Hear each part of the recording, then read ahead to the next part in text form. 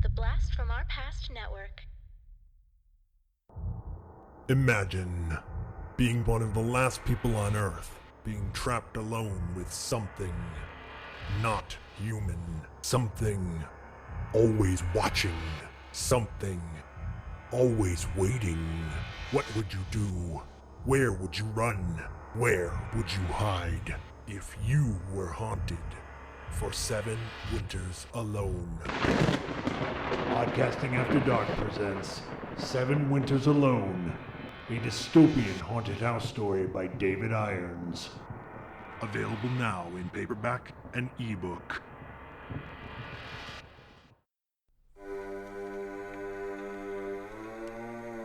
Lock your doors, close your windows, turn out your lights, for chills and thrills await you. It's time for Podcasting After Dark with your hosts, Corey Stevenson and Zach Schaefer. Stay with a friend, say your prayers as grisly ghouls close in to seal your doom. Tonight's episode, Session 9, starring Peter Mullan, David Caruso, and Josh Lucas. Hello, Corey. What was that? Did you hear that, Corey? I don't know. Was that coming through my headphones? What was that? That was weird. I don't know. Okay, well, we'll just start the regular episode, and hopefully that doesn't happen again later on in the episode. Jesus. Welcome to Podcasting After Dark. Woo-hoo. It's me. It's Zach. I haven't done a show in forevs, it feels like. We've had so much content going on throughout this past few months, and I feel like wait, I haven't broken down an episode in a while. But yeah, it's me. It's the total snackage, Zach Schaefer, and joining me as always is my bodaciously beautiful co-host, Sleazy C. What's going on, Sleazy C? What's going on, baby? What's up, baby? Yeah, you can call me Cordo in this episode. What's up, Cordo? Did you win on a scratch? Did you get a scratch? Oh, yeah, you know, the blackjacks, baby. The blackjack scratches. Everyone listening right now that has no idea what we're talking about, we are going to be breaking down a rather recent Freaky Fest movie, 2001's Session 9, today on Podcasting After Dark. Today, tonight, whatever, depending on when you listen to this. Really quick, this film holds a very special place in my heart. It was the movie that whenever I was dating a girl back in the day and she said, "What's the scariest movie you own?" I'd say, "Oh, let me put on Session 9 for you." And then subsequently, it would scare the shit out of her.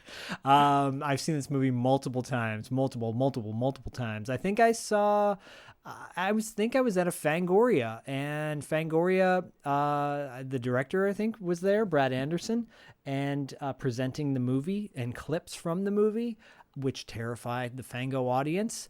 And ever since then, it's been a staple in my kind of library of my go-to. I'm bored with scary movies. What's the scariest movie you know of like recent days? And I go, oh, this one. Yeah. And that's where it stuck. And so I had been wanting to bring this to the table for a very long time. It wasn't my Halloween pick because One Dark Night was. But this one has always been one I wanted to bring to Pad simply for the fact that Corey, I knew Corey hadn't seen it, and I wanted to freak Corey out. For a change. I usually get him laughing and going, "Oh my God, that was amazing." Or I was so stoned and I was laughing my ass off. And this one was like, "Oh my God, I might have peed myself." So Corey, thoughts? Yeah, buddy. I have a very complicated history with this film. I talked about it on the Wrap Up After Dark episode, but I'll just put it down here for officialness of it all.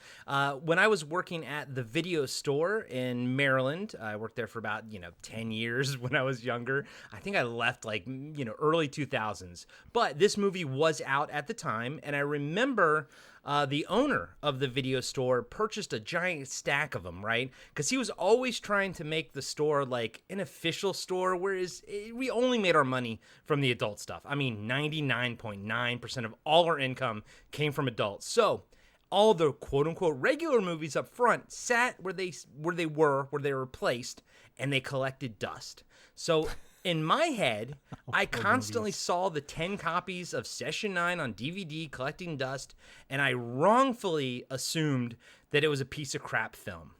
Fast forward 20 years to where we are now. Zach has been hyping this movie up for about 2.5 years now. You might have mentioned it before we started doing podcasting after dark, but I can't remember. But let's just say probably. But let's just say you've been hyping this up since we started doing podcast after dark. And I've always been like, Session 9, this fucking movie, like that movie that collected dust at Big Wolf, I was like, okay. 2 nights ago, my life changed because I watched Session 9 for the first time. Now, keep in mind, this has been built up as a scary fucking movie in my head this entire fucking time. And the fact that it still scared the fucking shit out of me is a testimony to how good this thing is. I tell you, my first viewing, bro, I would say about 60% of it was from behind a pillow. Like with my eyes squinted.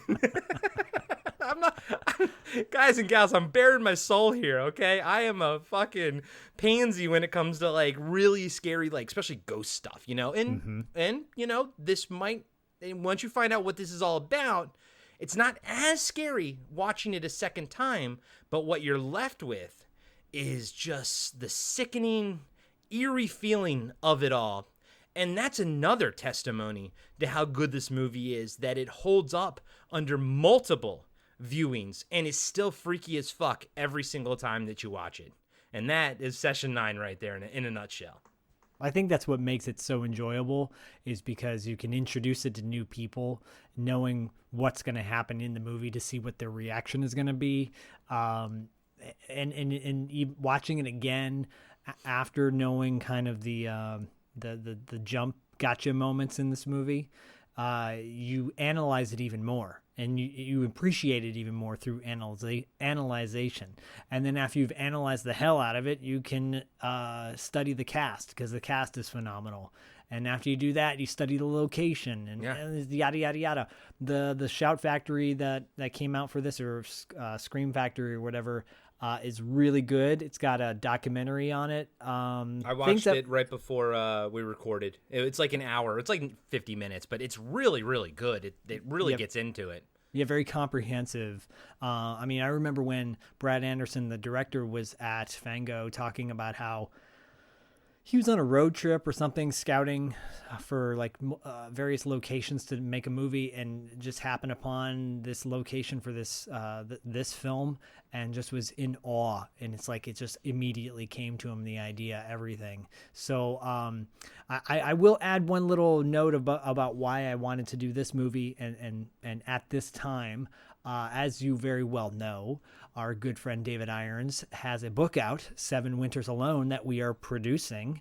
It's got our hot logo on there, and it's got our beautiful faces in the back of the book, all that good stuff. And we don't promote something unless we believe in it. Even the Thing remake, believe it or not, exactly. From Mill Creek. And but this one specifically, we were jazzed and excited to be a part of this book, and David Irons graciously brought us on board to be a part of it. And because this is not a haunted house, but it's haunted-esque, I was like, oh, this kind of fits. Yeah. Kind of fits. And actually, it actually fits the 7 Winters Alone story even better, because that's about a haunted person. And this movie is about a haunted person. And yeah, perfect connection with 7 Winters Alone and everything. But it's also... I'm so glad you brought this to the table here and now, especially after posting, you guys and gals all know that I run the Instagram account, and I posted the obligatory, like, we're going to record our Session 9, this tonight thing. By the way, it was Gordon's birthday yesterday when I Peter posted. Mullan. Yeah, Peter Mullan or Mullan or whatever. Yep. The response that we got in the comment section blew my mind. Everybody's like, this movie's fucking terrifying. This movie's great. What an underrated gem. It is, I think, in the truest form, a modern cult classic. And I think it hit the ground as a cult movie because it got like no play whatsoever. I think the company that was gonna distribute it went under pretty much right away, and then I think Universal picked it up or something, and they had no fucking clue what they had on their hands. They had no clue what to do with it. Early 2000s, man, there was such a glut of like terrible horror films back then with bad CGI and everything. Late 90s, early 2000s was just, for me, a time of in the horror community, the horror movies. I just wasn't watching a lot of horror movies because I just didn't like a lot of them. But this came out, and looking back at it now with 20 years in our past, you can just see that, like, man, how good this is, how ahead of the time it is. Like, man, this feels like it could have came out today, next to The Conjuring or something, with everything that's going on with it. But again, it's 2001. It's really fucking awesome. We just actually missed the official 20th anniversary of this movie. It was in September. Oh, damn. But, I'm going to chalk that up with all the other stuff we had going on. And, yeah, it's this movie came out at a really interesting time, and it incorporates aspects of, kind of one-trick pony Blair Witch type stuff, not in a Blair Witch way, but just they use a camera style that had not really been used up to this point predominantly for a feature film, so it has a unique look to it. Yeah, so to elaborate on that, this film was filmed on digital. It was filmed with the Sony, there's a long-ass number, XB936, it doesn't matter, but it was filmed with the first Sony digital camera that could replicate 24 frames a second, and that's why this movie doesn't have that shitty digital look to it. Yeah. But because it was digital and the camera that they were using, they mostly used natural light for everything, and they were able to get those giant wide shots, and everything was just, it's all in focus, it's all beautiful, because the location here is just as much of a character as anybody else in this movie. They filmed at the famous hospital up in Massachusetts and right by Boston, and it's unbelievable looking, and like you see all of it, which is amazing, and the cinematography in this movie is outstanding.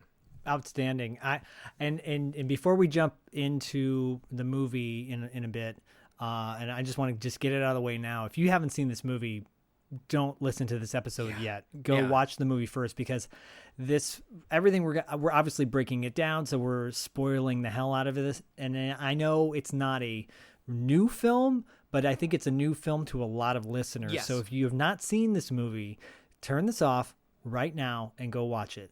Trust us, like Corey said, you watch it the first time, you're like, holy shit. Yeah. You watch it the second time, you're like, oh, yeah. Okay, so there you go. Yeah, I second everything Zach just said. And since you put the little spoiler thing on, we can, talk more freely, but I completely back him up. I know so many of you listen to our episodes first and then go watch the movie. Don't do that here. Please don't. This movie's so fucking good, and it deserves a proper viewing. So we both got it out of the way. We can talk freely now, but please turn this off if you haven't seen it yet. Hello, Corey. It's me, Billy. Well, did you hear something, Corey? What was I don't know. It came out my other headphone ear. That's so weird. What's going on? I don't know, man. I hope we don't hear Princess at all. Who the fuck is Princess, dude? Okay, let's get in the cast. Well, quickly. Brad Anderson directed. Brad Anderson, he did The Machinist, Trans-Siberian, two great movies that I know a lot of people love. Dude, you've seen The Machinist, right? I've seen The Machinist, and Me I saw too. Trans-Siberian too. Trans-Siberian is not as good as The Machinist, but The Machinist is very good. And so he Brad Anderson wrote it, but he also wrote it with Stephen Gevedon, who plays Mike in this. Yes, he does. And he actually did a movie called Next Stop Wonderland, which is it's a cool indie film as well. He's also directed a couple episodes of this new show called Clickbait that Myra's watching. And oh, by the way, Myra watched this with me, and she fucking loved it. She's been telling everybody at Trader Joe's about it. Yay. Go Trader Joe's. Love me some Trader Joe's. Shout out to Trader Joe's, yo. Trader Joe's, yo. The cast, I'm going to go out of order that IMDb lists them and go with the people who are actually the lead actors in this film. Yeah. So, is it Peter Mullan or Peter Mullan? I've always said Peter Mullan. I've never even kind of heard of him until now. And then, oh, really? Yeah, and I mean, I'm looking through his IMDb stuff, and yeah, he's been in a lot of stuff, but I'm just telling you right now, he is so unbelievably good in this movie. He just is dripping with acting awesomeness. Yeah, he was recently on Westworld, and he was recently on the Ozark. He's been in a ton of stuff. He's a Scottish actor. Scottish actor? Yeah, I don't know. I'm never. It's funny. I'm half Scottish and half Irish, and I'm never quite good at that. But he was also in Children of Men too. Yeah, he's I'm pretty sure he's a Scottish actor. I'm gonna call him Peter Mullan, but it could be Peter Mullan, and I apologize. It's probably Peter Mullan. Oh, well, you'll hear in the intro I say Milan, but just disregard that, whatever. Does it really matter? Probably not. He's not going to listen. No, talented dude. So talented. He plays Gordon. A.K.A. Gordo. A.K.A. Gordo, A.K.A. Gordy. David Caruso. Woo, our boy from King of New York. He plays Phil. If you don't know who David Caruso is, what planet are you from? and he did this like right before he booked CSI Miami. So yeah, this was they're lucky they got him, and I think they got him because the USA Pictures, whoever was producing this or distributing it, had kind of a relationship with him, and they didn't force David Caruso on the team, but they were like, hey, why don't you use David Caruso, because he wasn't getting much work and everything. Yeah. And I think even the director said he wasn't quite what they were looking for, but honestly, he goes, I think it works out well, and truthfully, I think it's a great dynamic. I think the entire team has a great dynamic, and I think David Caruso fits perfectly with this cast. He does fit perfectly, and yeah, you're right. He was kind of hitting a low period. I think the last movie he might have done before this was like a Kiss Before Dying, or what was that? Was it Jade? Or... Kiss of Death. Oh, maybe. Kiss of Death. Yeah, I saw that in the theater, by the way. Which actually, I like that movie. I didn't hate it. Yeah, and I like Jade also. I thought Jade was really good. She uses the heel. Yeah, I remember. Heel fucks a guy. Dude, I was like, what the hell? I was a giant David Caruso fan because I was a huge NYPD Blue fan, so I was all on board for David Caruso back in the day. Michael Bihn's in Jade. Yeah, directed by William Friedkin, I think, and Linda Fiorentino, and huge cast. Anyways, this is not a breakdown of Jade. We may get to it one day. You guys never know. I don't know. Why not? He was definitely hitting a slump, and I'm so glad he did this movie. Man, oh man, he's great in it. He plays Phil. Josh Lucas plays Hank. Josh Lucas is a very talented actor. He's been in a slew of things. Also the voice of Home Depot, I think. Oh, that's the Home Depot commercials, okay. I'm pretty sure. But anyways, you guys all know Josh Lucas. He's been in a bunch of romantic comedies, action thrillers, all this stuff. Yeah, Josh Lucas is the perfect example of that guy that pops up in movies, and every time I see him, I go, I like that guy. And he kind of plays like an asshole a lot of times, but for some reason, I like the shape of his head or something. But every time I see him, I'm like, I like Josh Lucas a lot. And then I go look at his IMDb, and I'm like, I really haven't seen that much with him in it. But he always stands out to me. And in this movie, he stands out awesomely. He sure does. And you know, he looks like a young Paul Newman to me for some reason, a little bit. But I will shout out one specific movie I love him in that you should definitely check out. I think you would love it. It's called Undertow. It's got Dermot Mulroney in it as well, and it's like a backwoods. That one in the movie Mud with Matthew McConaughey, where they're like kind of backwood, like rednecky. I've seen Mud. It would be a nice counterpiece to that. Okay. It's a good movie, Undertow. Okay. Stephen Gevedon plays Mike. Like Corey said, he co-wrote this film. He's been in a bunch of independent stuff. It's nothing too stand outish. I would say he's phenomenal in this, and I would love to see more of him. Yeah, the same here. I really liked him in this, and I went and looked at his IMDb, and I'm like, I don't really know anything here. It's like he was in War of the Worlds with Tom Cruise, but I was like, I saw it once. I don't really remember. Yeah, probably a small role. Yeah. And rounding out the main cast is Brendan Sexton III. And by the way, oh this boy. dude has been working, man. This guy's got he's got a shit ton of credits under his belt. Yeah, And- Brendan Sexton he came on the scene in the mid '90s in Empire Records, which he was great in, and then he did and Welcome to the Dollhouse. That was his first one. when he goes up to Dawn Wiener, and he's like, "You're gonna get raped after school today," and then she's like waiting for him, and he's like, "What are you doing here?" And she's like, "I'm waiting to get raped." That's crazy. It's in the movie. Welcome to the Dollhouse is bonkers. I know. It's so good. I think I saw it with a girlfriend like way back in the 90s or something, but I barely remember it because a girlfriend also made me watch that, and like was it like I'm a cheerleader or something, that other movie, But I'm a Cheerleader with the girl from Russian Doll in it and everything. But anyway, he was in Russian Doll, by the way, so good for him. He's great. He was, I don't want to say typecast, but he was definitely kind of typecast as this like white trash idiot throughout a lot of movies that he plays, but in this one he's so good as Jeff. as Jeff. Another couple little smaller roles, but they're definitely important. Paul Guilfoyle plays Bill Griggs. He's like he's the guy in charge of the hospital, like the cleaning out the hospital, and we'll get into that in a minute. But this dude has been in everything. I guess CSI Vegas is like the big thing he's always on now. People would recognize him from that. I always recognize him from LA Confidential, but he's been Air Force One. I mean, you see him, you're like, oh yeah, that guy right there. That guy. And I was going to point it out later, but I bring it up now. Larry Fessenden? Yeah, who plays Craig McManus. Dude, so I didn't look at the IMDb before seeing it, and his entrance is grand. But as soon as he gets out of the car, I was like, I know that gigantic forehead anywhere. That's Larry Fessenden. And, right now he's kind of hot off of Jacob's Wife with Barbara Cranston was in that. I still need to watch that. It's on Shudder. And that's actually kind of what, like, I'm looking at, like, Barbara Crampton. Sorry, I said Cranston. I don't know why I said that. Guys and gals, don't drive off the road. Barbara Crampton. And Jacob's Wife kind of put him on the map for me, even though I've seen a bunch of other stuff with him, and he was in You're Next and everything, but I didn't really notice him until Jacob's Wife was about to come out, and then I'm on Instagram running the pad page,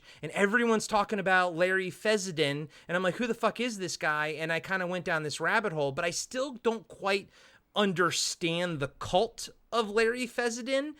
He's a big time. He's big in the independent scene, like movie scene. He's New York and everything. I don't know why he doesn't have a tooth, or like what's the deal. But he's such a weird and interesting looking guy, and you can't look away. But and he always has these weird small roles, like in You're Next, he plays like the first person they kill, and then through the entire movie he's like sitting there dead on his couch, but Larry Fessenden, he's got a cult around him, but I don't quite understand it. But respect to the cult of Larry Fessenden.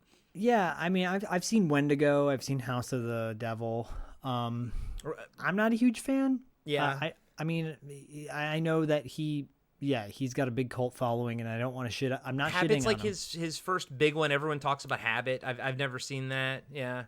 He's a big personality, at least when he's on screen. And man, as Craig McManus, oh, holy shit, he's great. The way he drives his car in the scene, woo! We'll be talking about that when we get there. Oh, baby, you know we are.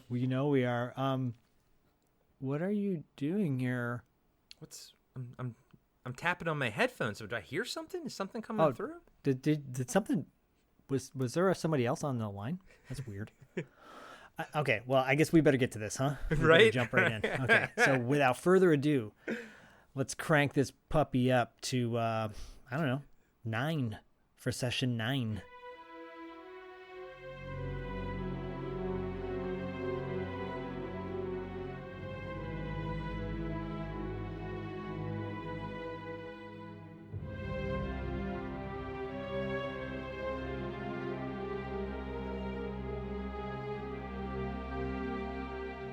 And I gotta get construction crews in here by Columbus Day, so you got a guesstimate how long? I've got 4 really good guys. 1 week, we're gone. That's fast. I need the job. So the loonies are outside in the real world, and here we are with the keys to the loony bin, boys. You might actually want to be grateful. You're about to make some decent money. What's the catch? Patricia Willard scandal, 1984. I want you to try to remember what happened 24 years ago. Use your imagination. The shrinks figured that with these new techniques they designed, they could release hidden memories. You can hear me. You okay? I want to go home. I wouldn't tell anybody about this. If they find out about Hank, they're gonna find out about the others. Quit of the others.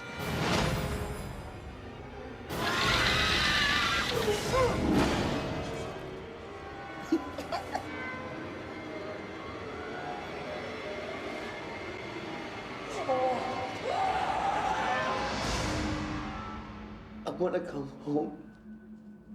I am so sorry.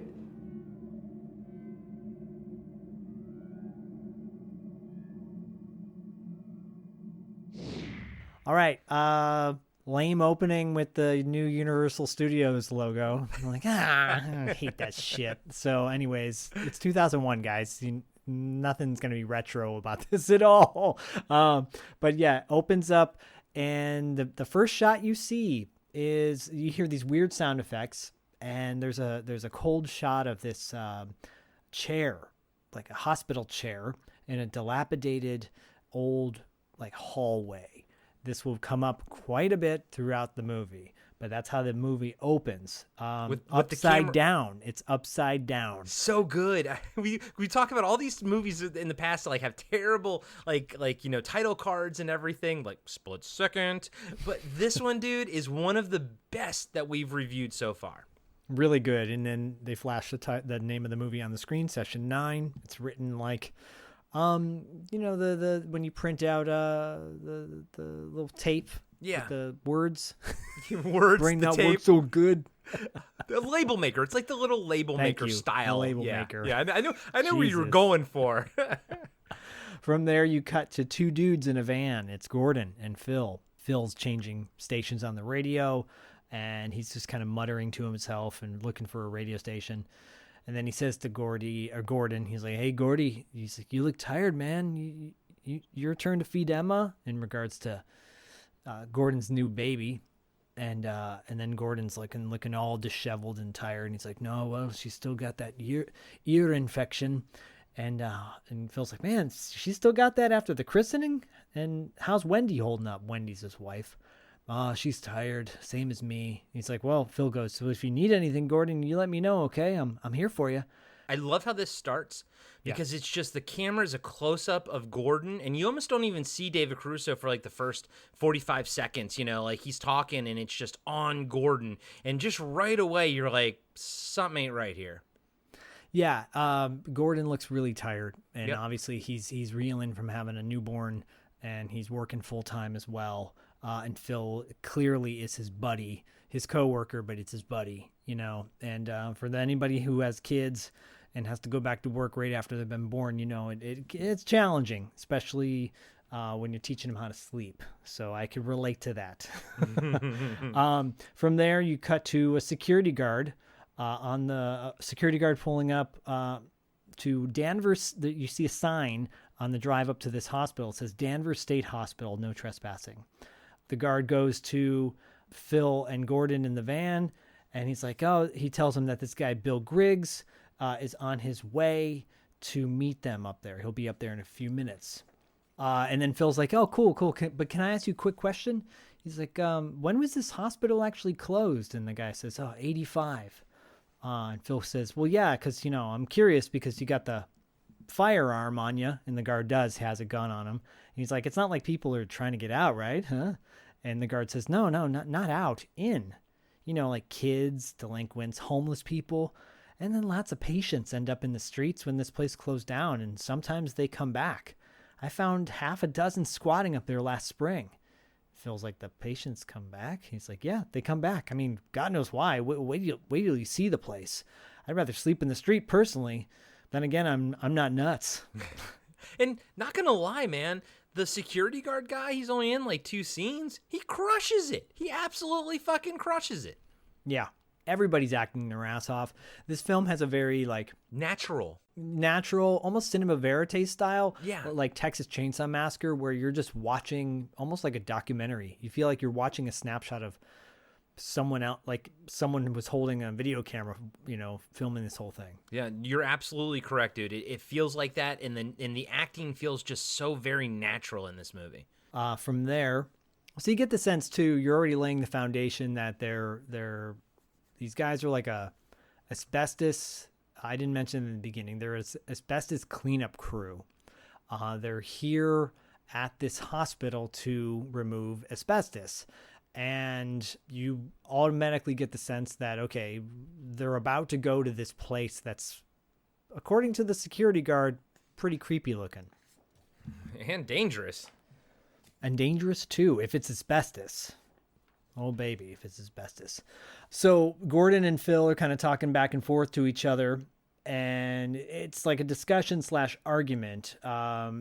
Gordon's telling Phil that there was another crew up here last week, and you get the sense that there's other companies trying to bid to get this hospital. Like it's a big get. Yeah. The other one's called American Yankee. And we're going to find out that if Gordon doesn't get this bid, their company is going to go under. So that reinforces what you're saying, that this is a big contract for them. It's a big contract, and this guy, Griggs, that they're going to meet, he's the guy who decides who gets the winning bid, basically.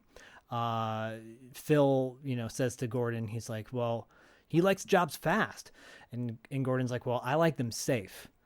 And then Phil, and this is where they start arguing. Phil's like, well, we can't gamble with this, Gordon. You want me to talk to Griggs?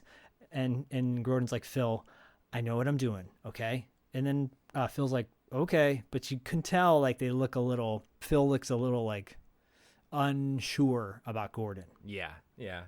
As they're driving up, Phil automatically shouts out, he's like, holy shit, look at this place.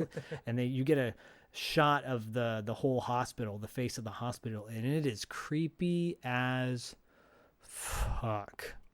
Because the thing is, guys, like, a lot of movies build creepy sets, right? Or they find a location and then dirty it up. Well, the reality is this location didn't need a whole lot of dirtying up. They pretty much shot it as is. They didn't add a whole lot, which I think adds to the fear factor of this movie. Yeah, oh yeah, and don't get it twisted. It's Danvers State Hospital. That's a real place. They film there, and they're referring to it by name. So you can Google it right now, just as long as you're not driving, guys. You can Google it right now and see what it looks like if you haven't seen this movie. Just look up Danvers State Hospital in Massachusetts, and it is a beautiful piece of architecture, but it's also terrifying as fuck. Yeah, because when we find out what has been going on there for the past, 100 years or so, it makes it even worse. Yeah. Griggs shows up. Griggs is giving them a tour of, they kind of, once you see the shot of the front of the hospital, you're now inside the hospital getting a tour. Phil and Gordon are with Griggs. Griggs tells them that the hospital's been around since 1871. They call it the Kirkbride Building, named after Dr. Thomas Kirkbride.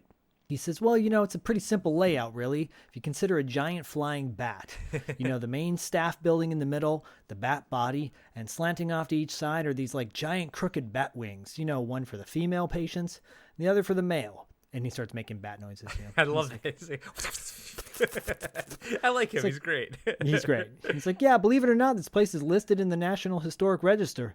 That's why I can't tear it down. I'd love to, only 1/10 of it's salvageable, but the land is priceless. Put up a Walmart maybe, but the town manager wants to reclaim it. So, and then as he's like rambling on, Phil's like, whoa, wait a second. As they're walking, he's like, what the fuck is this? And they stop in the, is it the hydrotherapy? Yeah, they stop in the hydrotherapy. I know what things are. And basically what it is like on one wall, you've got this kind of, I don't know if it's like a swan or an egret or something, like a mural painted on one wall to make it seem happy. And then these big tubs that they would soak, according to Griggs, they'd soak the nut jobs in cold water. I guess that was a way to chill them out. I don't know. Or they give them a lobotomy. Yeah, like prefrontal lobotomy. It's perfected here at Danvers. Yeah, there's a lot of lobotomy stuff in this.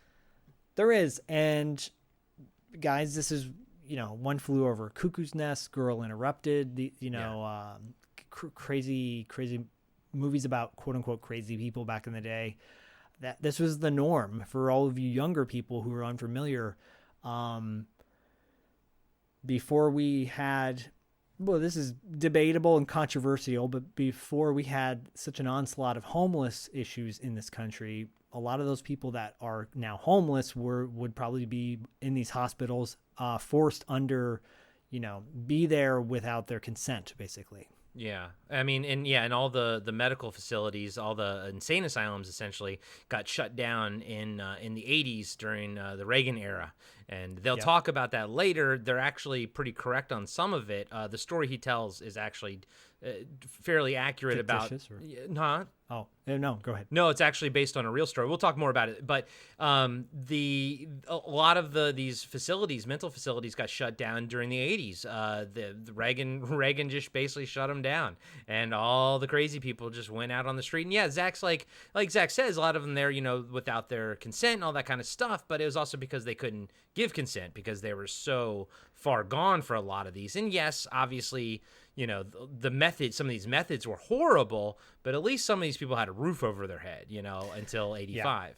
Yeah, we let them out into the world, and we didn't bother to figure out how to find an alternative for them. So thank you very much. Thank you, Reaganomics. Woohoo! This is kind of an interesting moment because Griggs is going on about the prefrontal lobotomies. He's talking about his wife is like the town historian. He likes to keep me in the know.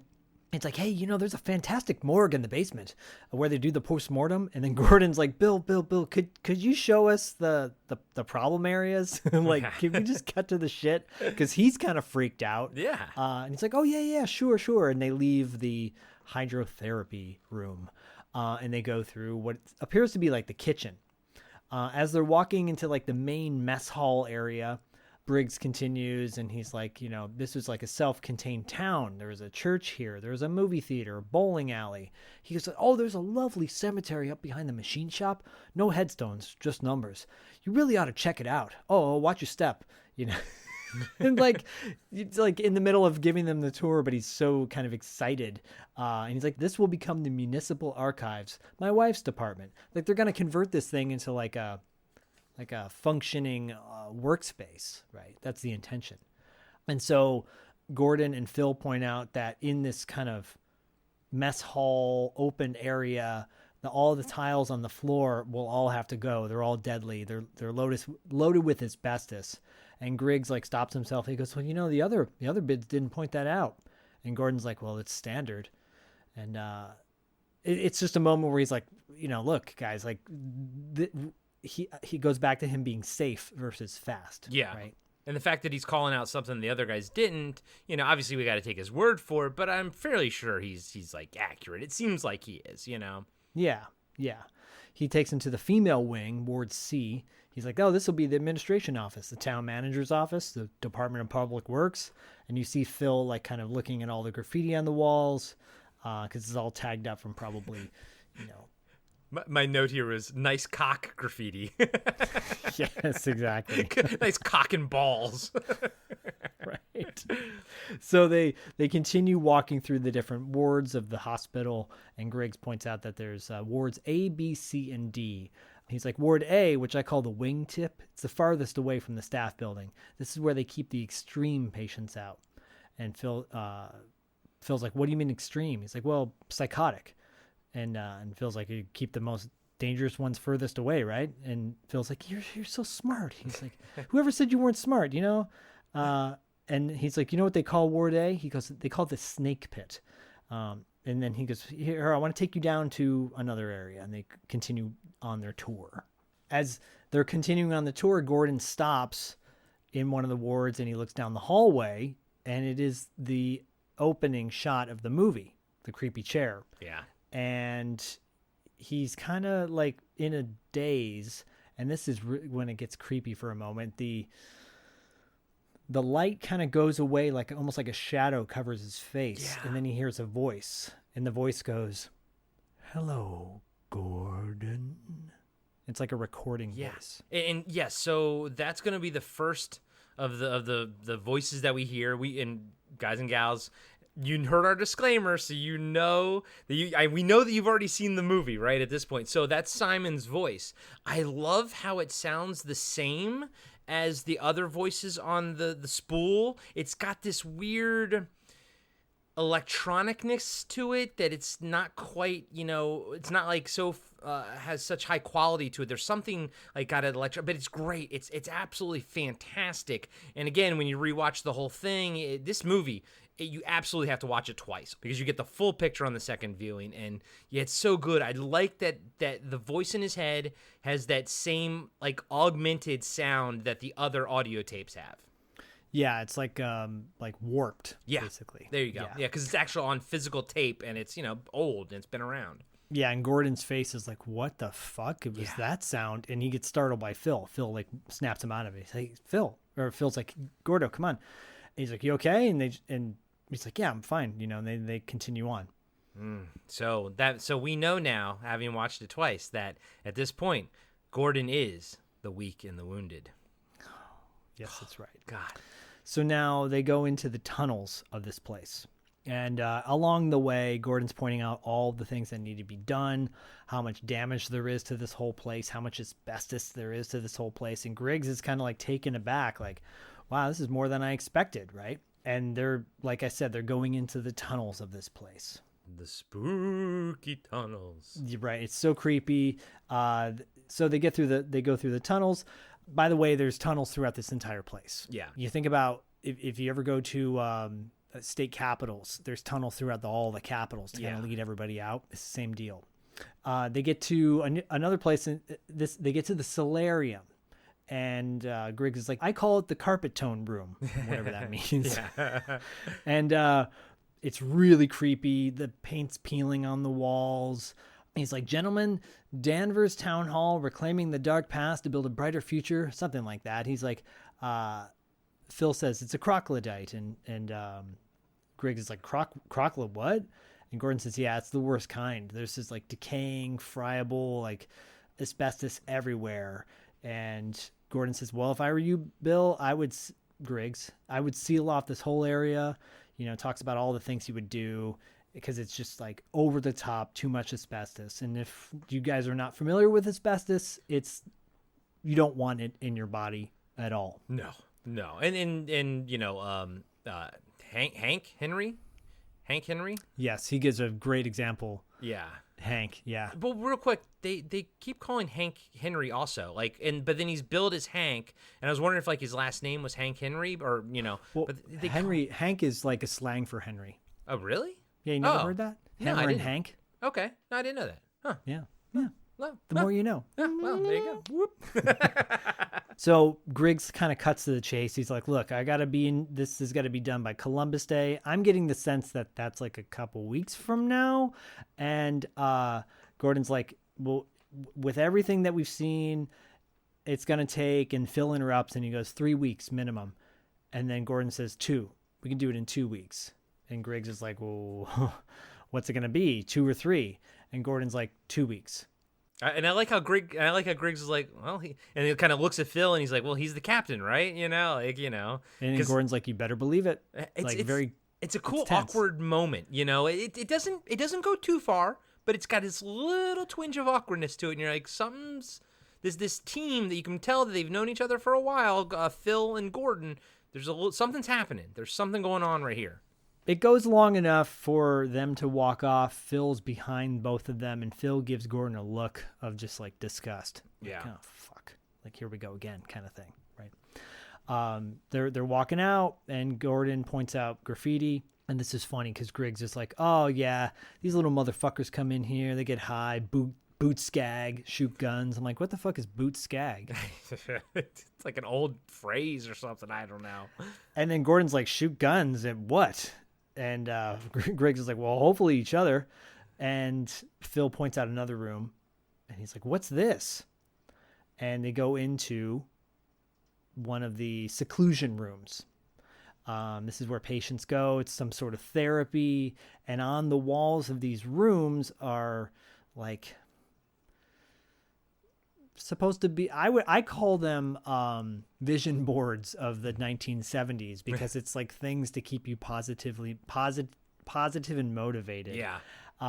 However, there's like sayings on some of these walls. One says, someday it's going to dawn on you.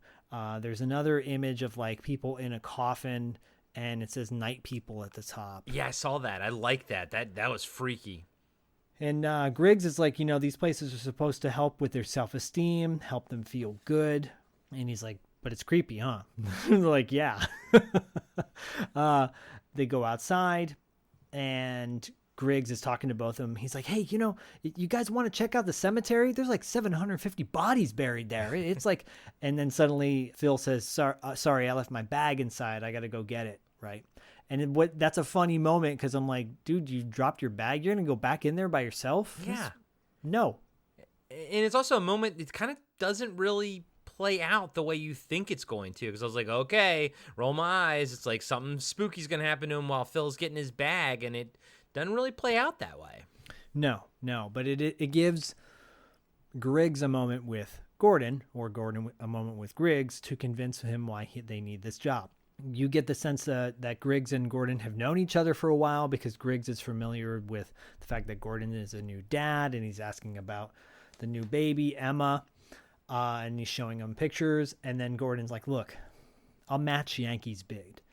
And then Gordon's like, well, that's not normally how we do things. And he's like, the deadline's Friday, and you got to fill in the paperwork. And Gordon's like, I know. But look, 1 week, I'll do it in 1 week. I got 4 good guys, and I'll hire another guy. 1 week, and we're gone. And then I'm watching this going, wait a minute. He just told me it would take 2 weeks. Phil said it would take 3 weeks. Yeah. And now they're saying they're doing it in 1 week. And Gordon's like, look, I need this job. I really need this job. And you get a close-up shot of Gordon's face, and he just looks so, what's the word? Desperate. Yeah, absolutely desperate. But he's also crushing it as an actor right now. Totally. They get the job. They don't say they get the job, but they get the job, right? From there, I mean, how can you turn it down? I mean, how could Griggs say no? He's not going to say no to this guy, especially after being as convincing. Cut to the next scene. Phil is in his van at home. He sees his wife, Wendy, out on the grass holding the baby, and the dog's barking. And he lives on clearly like the busiest street around, because he's like across the street, and there's constant traffic like going by at like 35 miles an hour. Going back and forth. Yeah, I was like, damn. I was like, I would not buy a house right there. It's a weird layout too, when I'm about to describe when his wife goes in the house, because she smiles at him, he smiles back at her. She goes into the house, and you see the kitchen is like in the front, in plain view in the front door. Right. Like the door opens and they're in the kitchen. It's like, right there. Weird layout. And on the stove, there's a stove right in front of them, and on the stove is a big pot of boiling water. Yep. Just note that. Yeah. Phil grabs his bag from the van, gets out of the van. Did you notice that in the bag is that Jiffy peanut butter is in the bag? Yep. In the bag, there is a box of Oreos, Jiffy peanut butter, roses. Yep. All things that we will see later. Yes. And you hear a woman who probably is Wendy saying, roses? They're lovely, Gordon.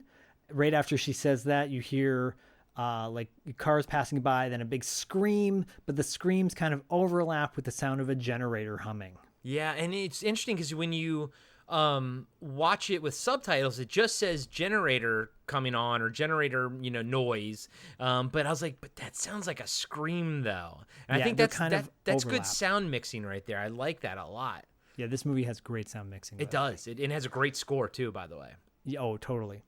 And then from there you get the first kind of plastered, what'd you call it again? The label maker. Oh, yeah, the label maker. Yeah. Label maker that says Monday. Oh, and I love that, by the way. I love when movies tell you what day it is. It kind of gives this like ticking clock feel to it. Oh, me too. Me too. Yeah, because again, they've got I'm not including the weekend. I'm saying they got 5 days to do this job.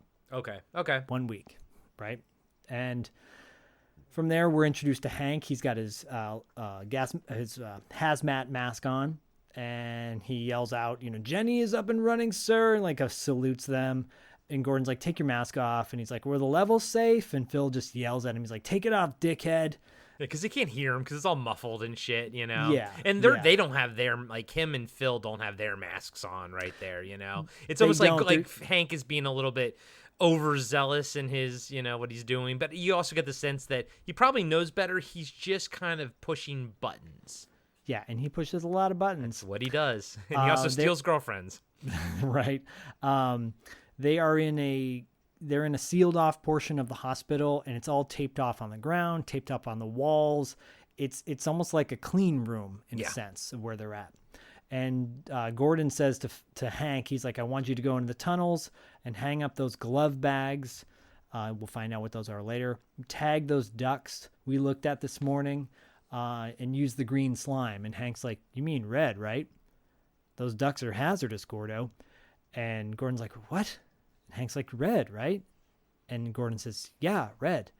And all that's important. All that's important because Gordon is supposed to be, and you even find out later that he's supposed to be this super zen, calm guy, but things are just cracking. You can tell he's cracking. Look, someone said that once about me. They're like, "You're so zen. You're so chill." We all have our moments. Hello, Zach. Did you hear something? I thought I heard something.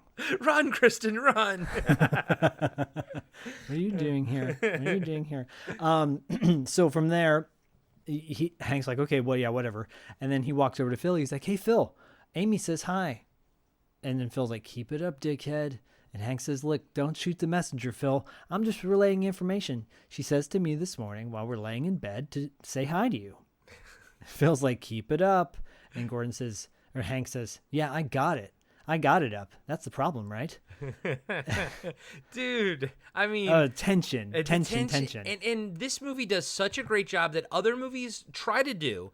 And they handle it so well where they give you this sense that there's so much history between this group of people. They work together, they're friends, they're such a close-knit, group, and yet something horrible happened, and yet they somehow survived it, meaning, somehow, Hank and Phil can work together, even though there was this big to-do, and Mike later's like, "Don't even fucking ask because it's fucking horrible." So you get the sense that there was this big drama that probably happened just, relatively recently, maybe like 6 months ago or something. But again, the script does such a good job of not just explaining everything to you right from the gate. Like, they let you discover their friendship together, but right out of the gate, you can tell that there is history and they are friends, or at least they work together and they know each other really well. Yeah, Mike is kind of the conscience of this film, who we're about to be introduced to, but he kind of gives, he throws out specific facts and details throughout the movie to go, "Oh, okay, this sheds a little light on the certain issues." Yeah. So this dude rolls in with a big old mullet, and it's Jeff. God, he's so authentic looking. You can see his acne and everything, and he just looks like his hair's all greasy. I mean, he was 19 when they filmed it, so and for him, like, watching him on the documentary, and he's turned into quite an actor, but he was like, it was such a great experience. I got to work with all these great different actors and like learn their process. Like, I mean, he's like, holy crap! Like, I'm 19 years old and I'm with all these legends, or soon will be legends, and it's like, wow, what an experience that must have been.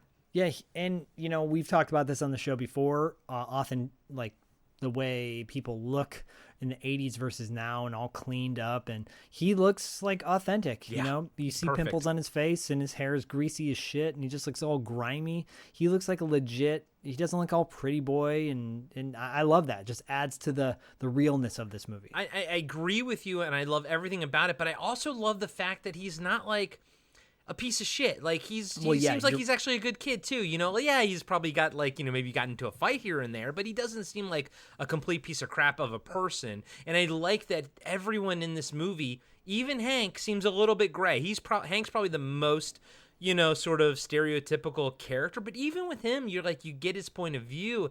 And everyone does a great job in this movie. I can't stress it enough. Yeah, I want to point out, I watched this movie the night before Halloween with Dustin and his wife, Dustin, of course, from $2 Late Fee. And I was like, I'm going to get this under my belt, one viewing under my belt. Yeah. And they'd never seen it. And Brendan Sexton III shows up, and the first thing Dustin says is like, this guy, this douchebag, he always plays a douchebag in movies.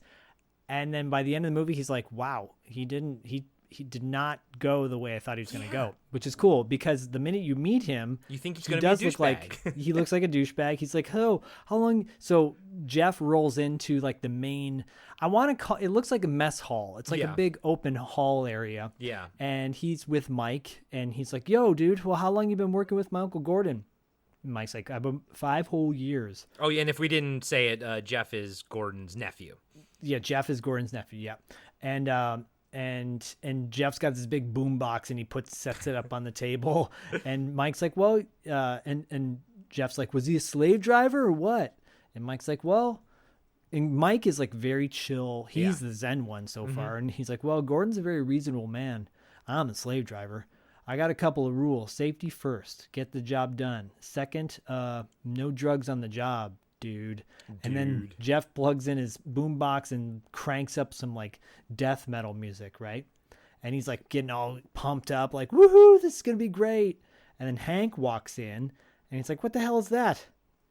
And, is this what he says? They call it Jeff? Is that when Mike says they call it Jeff? Yeah. And Hank goes, is this the new guy? And Mike's like, yeah, they call it Jeff. It's Gordon's nephew. That was great. And then Hank walks over to Jeff and he's like, didn't they tell you about these? And Jeff's like, what? He's like, he's pointing at the boombox. He's like, you can't use these. Jeff's like, why not? He's like, rule 1, music creates sonic vibrations.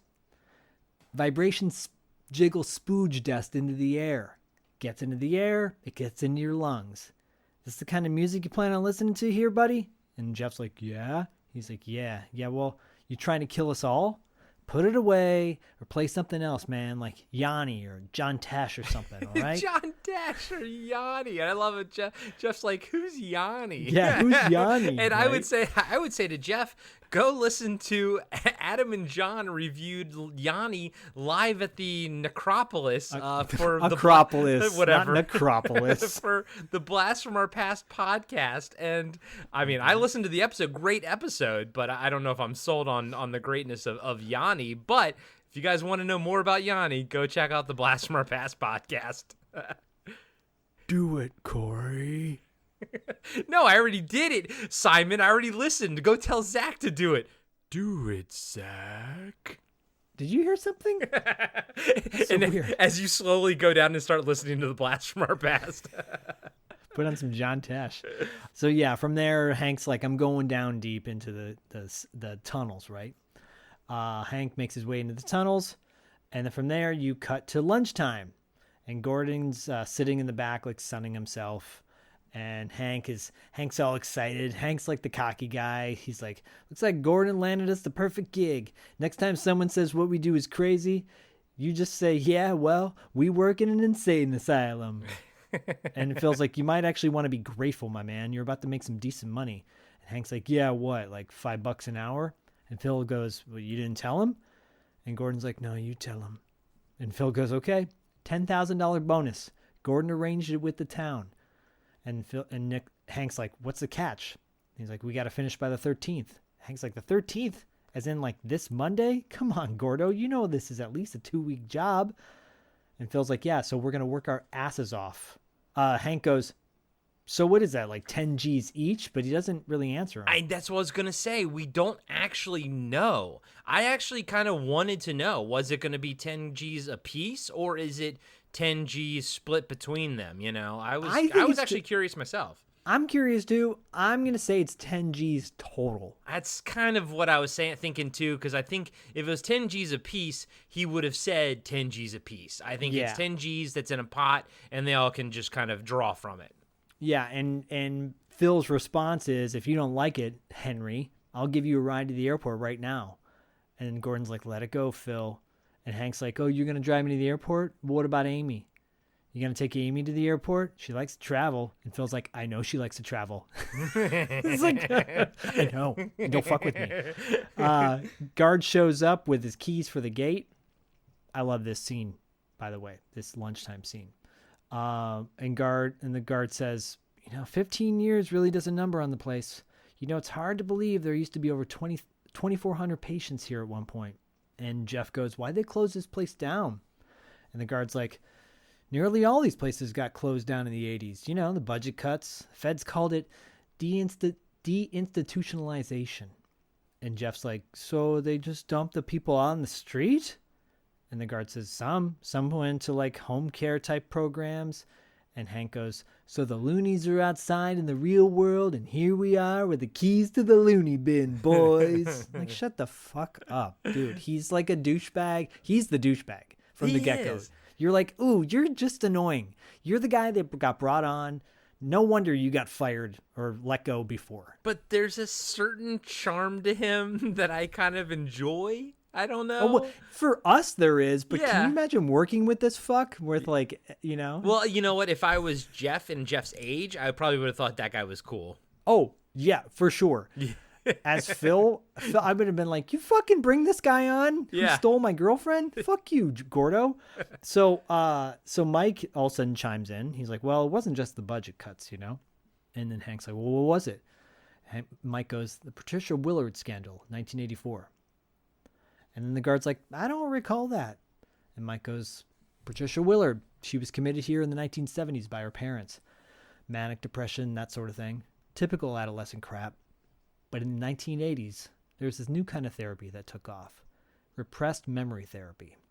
And then as he starts talking about this story, which I will continue with, you quickly cut to Gordon, who's looking at his phone, and he's looking at the home, like he's going to dial home, right? Right. And by the way, the story that you're about to tell is a take on the book Michelle Remembers. Cool. Yeah, so Mike says repressed memory therapy. See, the shrinks figured that with these new techniques they designed, they could release hidden memories of traumatic events. So Patricia, with the help of her doctors, recalls that when she was 10, her father raped her. But not once, right? No, he'd do it 3 times a week. And he didn't just rape her. He came into her room at night wearing a black robe. He'd take her and drive her to a wooded area where her grandparents and her mother were. And as he's saying this, you cut to different spots in the hospital, overturned chairs, random toys scattered throughout the hospital, bees outside, spiders. He continues his story, talking about the robes the grandparents were wearing. They'd take them off, and group orgies would ensue. And then they would bring out the newborn. She was forced to watch as her mother would cut this baby's heart out with a stone dagger. She'd drink the blood, others would eat the flesh. Her grandfather and father would fuck her repeatedly. She was forced to have abortions, and they cooked the aborted fetuses. And Gordon goes, enough! And everyone's shocked. Yeah. Like, Jeff's face is, like, terrified. So, in the book Michelle Remembers, through therapy, through memory regression therapy, all this kind of stuff, she comes out and talks about, being raped by her father and all this kind of stuff. Her dad goes to jail. He says, he like, it's weird. It's really fucking weird. It's a lot of psychology shit. I'm not smart enough to talk about it. But what it all basically boils down to is she faked it, or it was, I think the memories were somehow implanted by the hypnotherapy, and it was all fake. And that's why hypnotherapy is great for creating new processes in your brain, but it's not good for what people thought it used to be good for, which was uncovering things. It doesn't do that. It adds things to your memory that was never there. So the whole book Michelle Remembers talks about all this, and then it's not in the book that it was all fake. Like, it's the book is that it was all real, and then it comes out later, and now the book is now discredited because it turned out that everything was fake, and the dad went to fucking jail for it. Yeah. Mike says, he goes, yep, this was everywhere. Satanic ritual abuse syndrome. It's big in the 80s. The satanic panic. Like you said, it destroyed a lot of families. Patricia was ready to sue hers. It was all set, ready to go to trial, and Jeff's like, what? Mike's like, she dropped the suit. Why? A physical examination she'd undergone about a year prior turns out she was a virgin. None of it happened. So the family countersues. They win. That and the budget cuts, and poof. Yeah. Yeah, so basically they just changed the name of it, essentially. Which makes sense, yeah. And Jeff's like, how'd you know all that stuff, man? And Mike's like, oh, my dad was a lawyer. He was on the case. And Hank's like, come on, Mike. Don't be so humble. His dad's a state attorney general, so you better watch your ass there, buddy. And Mike goes, Hank, leave it alone. And Hank says, you were supposed to carry the torch, right? Tufts Law School. And Mike says, Hank, drop it. And then Hank goes, what were you on there, Mike? The 1-year plan? And so you get the sense that Mike's really smart. Yeah. He's really interested in this stuff because it's going to lead to something coming up very soon. Yeah. Cut to the van, and Gordon and Phil are at the van, and Gordon's got a bag, and he kind of winces when he picks up the bag, and Phil's like, you okay? He goes, nah. And Gordon's like, I'm fine. I just pulled a muscle or something. And Phil goes, well, Mike and I were going to take you out Saturday night to celebrate the winning bid. And Gordon's like, oh, thanks, man. But, still catching up on sleep. And Phil's like, the baby still got that ear thing? And Gordon's like, oh, yeah. And so Phil goes, so look, if we don't make it to Monday. And Gordon goes, no, we'll make it to Monday. He's like, no, but look, if we don't, I ran into Craig McManus on Saturday night. Craig McManus, baby. Craig McManus. He's like, he would leave Yankee and work for us in a second. And Gordon's like, Phil, your job here is to keep things on track and to eliminate obstacles. And Phil's like, that's what I'm trying to do. I'm trying to eliminate an obstacle. And Gordon's like, Jesus, man, we're talking about Hank here. Listen, if he was a liability, I'd let you sack him. As it happens, he's not. And Phil's like, I don't agree. And Gordon goes, I don't care. Let's finish the decon chamber. Jesus, Phil. And Phil's like, fine. But then again, Gordon walks off. Phil looks pissed as shit. From there, you cut to Hank in the tunnels, spraying the red spray on the walls. Yeah, so apparently that you spray that because asbestos is only dangerous when it's dry, because that's when it gets in the air. So you spray that red stuff to kind of make it wet and keep it down, essentially. I think he's just spraying a little bit, saying we're going to have to go back in and spray more, essentially. But marking it. Yeah. That makes sense. Cool. He's spraying the spooge in the tunnels. Jeff and Mike are in I'm going to call it the dining room, the dining hall. Yeah. Right. And then Mike's teaching Jeff how to use this like tile remover machine where you sit on it. And it's like almost like a lawnmower, and you just, pulls up the tiles, right? It's almost like this in between a riding lawnmower and a what are those things that clean the Zamboni? ice? Yeah, it's like in between that size-wise, It's not too big, but it's also bigger than a lawnmower. It's like the sitting lawnmowers. Yeah. A little bit bigger than that. And it's funny because he's teaching him, Jeff, how to use it, and he's like not doing it right, and he's like come on, left turn, right turn, and get it straight, and just like Mike's like, you got to bring the nose down. He's like, don't look at me. He's like, what are you, a lobotomy case? And Jeff's like, fuck you, man, I got it. Yeah. He's like, turn around. It's a great exchange. It's a good exchange. I like really it. It feels funny. natural. It feels natural. Oh, yeah, the whole thing, right? And then from right at that point, suddenly the power goes out on the machine. And Jeff's like, that wasn't me, man. And Mike's like, yeah. And Jeff's like, fuck you, dude. It's like back and forth. And Mike goes to see where the power went out. He's like, I got to go check the breaker box. Or no, he tells Jeff, he's like, go check the breaker box down in the basement. And Jeff's like, I can't do that. And Mike goes, why? He's like, I got nyctophobia. Mike's like, what? Fear of the dark. Mike goes, okay, fine, I'll go check it. Just try not to break anything, okay, mullet head? And apparently that's the director actually has nyctophobia. It was kind of like, he wrote it into that, yeah. Interesting. Well, it's a great exchange, and it's a human moment for Jeff. It's the moment in the movie when you realize, okay, you feel a little bad for Jeff because Jeff's like, thanks, man. Like he's really humble about it. Right? Yeah, and of course lays the groundwork for some scary shit later, and how Jeff is gonna react to it. But you're right, it is the moment where you're like, okay, Jeff isn't like he's not gonna be a one note character. No, everybody's multi-layered in this. Yeah. So Mike heads into the basement, and he checks the power plug. There's like a mini generator in the basement that's attached, and all the machines are attached to it. Looks like the cord to the machine got dislodged, so he pops it back in. Right. Yeah. When he pops it back in, a light behind him goes on. That light is connected to a room, like the records room. Mike, where's the records room? There's the records room. I don't know if Fletch would want to go there. He might need more than a glass of hot fat and bringing the head of Alfredo Garcia. Nurse, I'm hyperventilating. Can you bring me a glass of hot fat and bring me the head of Alfredo Garcia? Oh God, we may do Fletch one day in our future just Jesus. to do it because you can. I know it'll be me if I have to break it down. It'll be me. Goddamn. I love it. Maybe, I don't know. Maybe we'll tag team it. So we'll figure it out. Yeah. So the light goes on in the records room, and for Dr. Rosen-Penis. Dr. Rosen. Dr. Rosen. Come again. And so when he follows the light and he goes into this room. And there's records everywhere, right?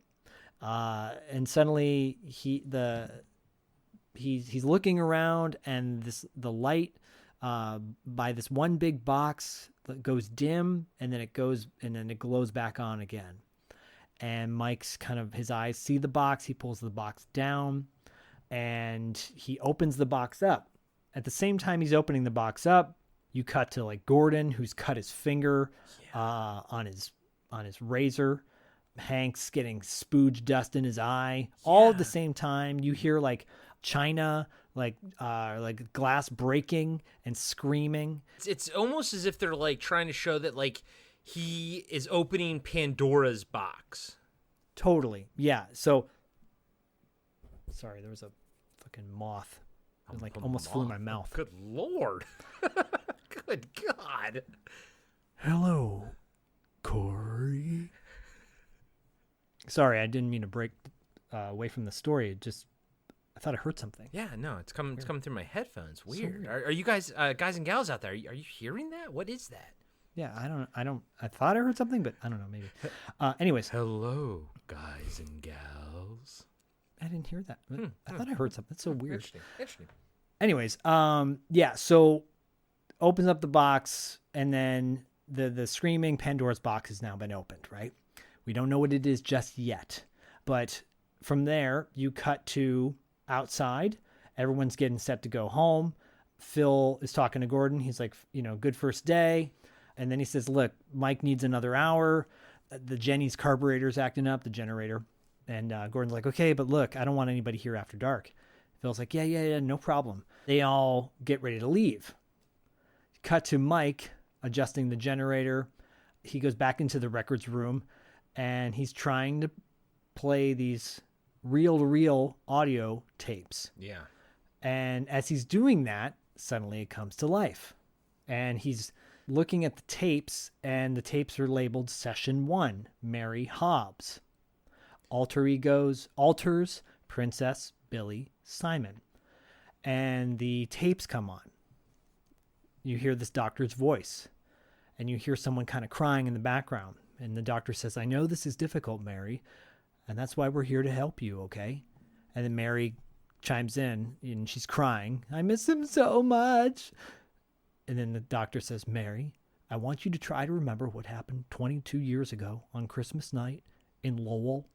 Like in this voice kind of, the tape, like it's warped there. It's whatever they do with the augmenting of the voice, and yeah, it's supposed to represent the tape kind of not being perfect or whatever.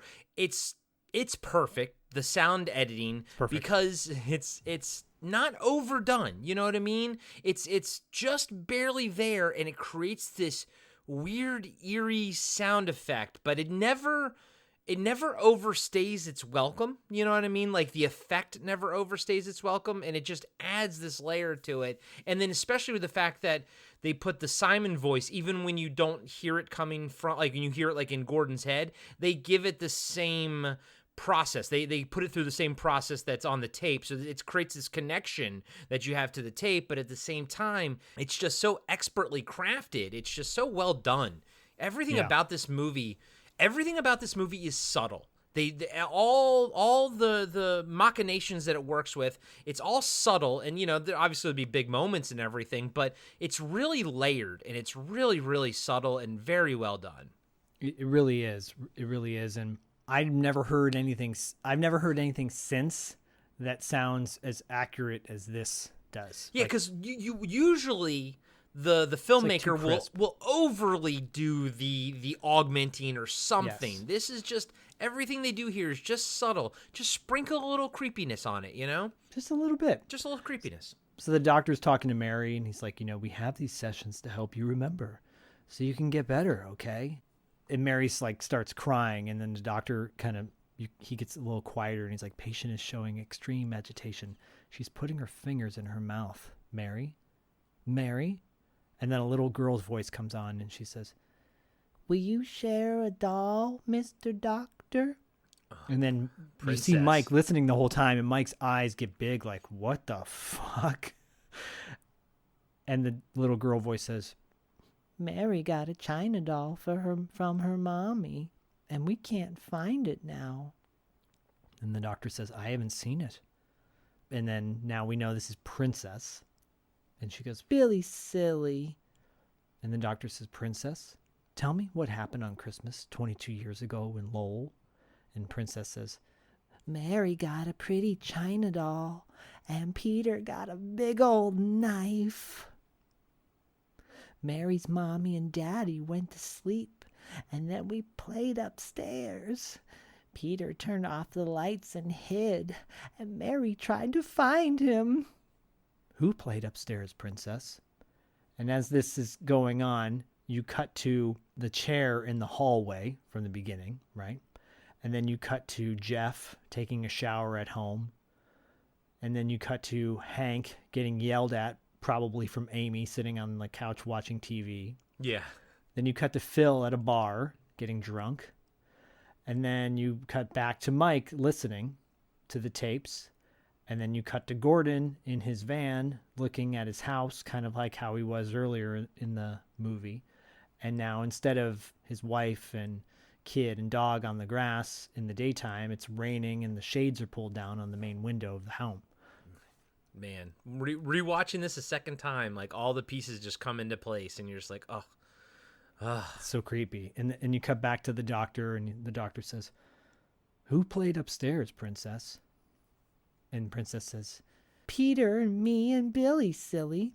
And the doctor says, well, what happened next? Billy only tells me nice things, Mr. Doctor, like I'm pretty. Was Simon there that night? Oh, I don't know any Simon.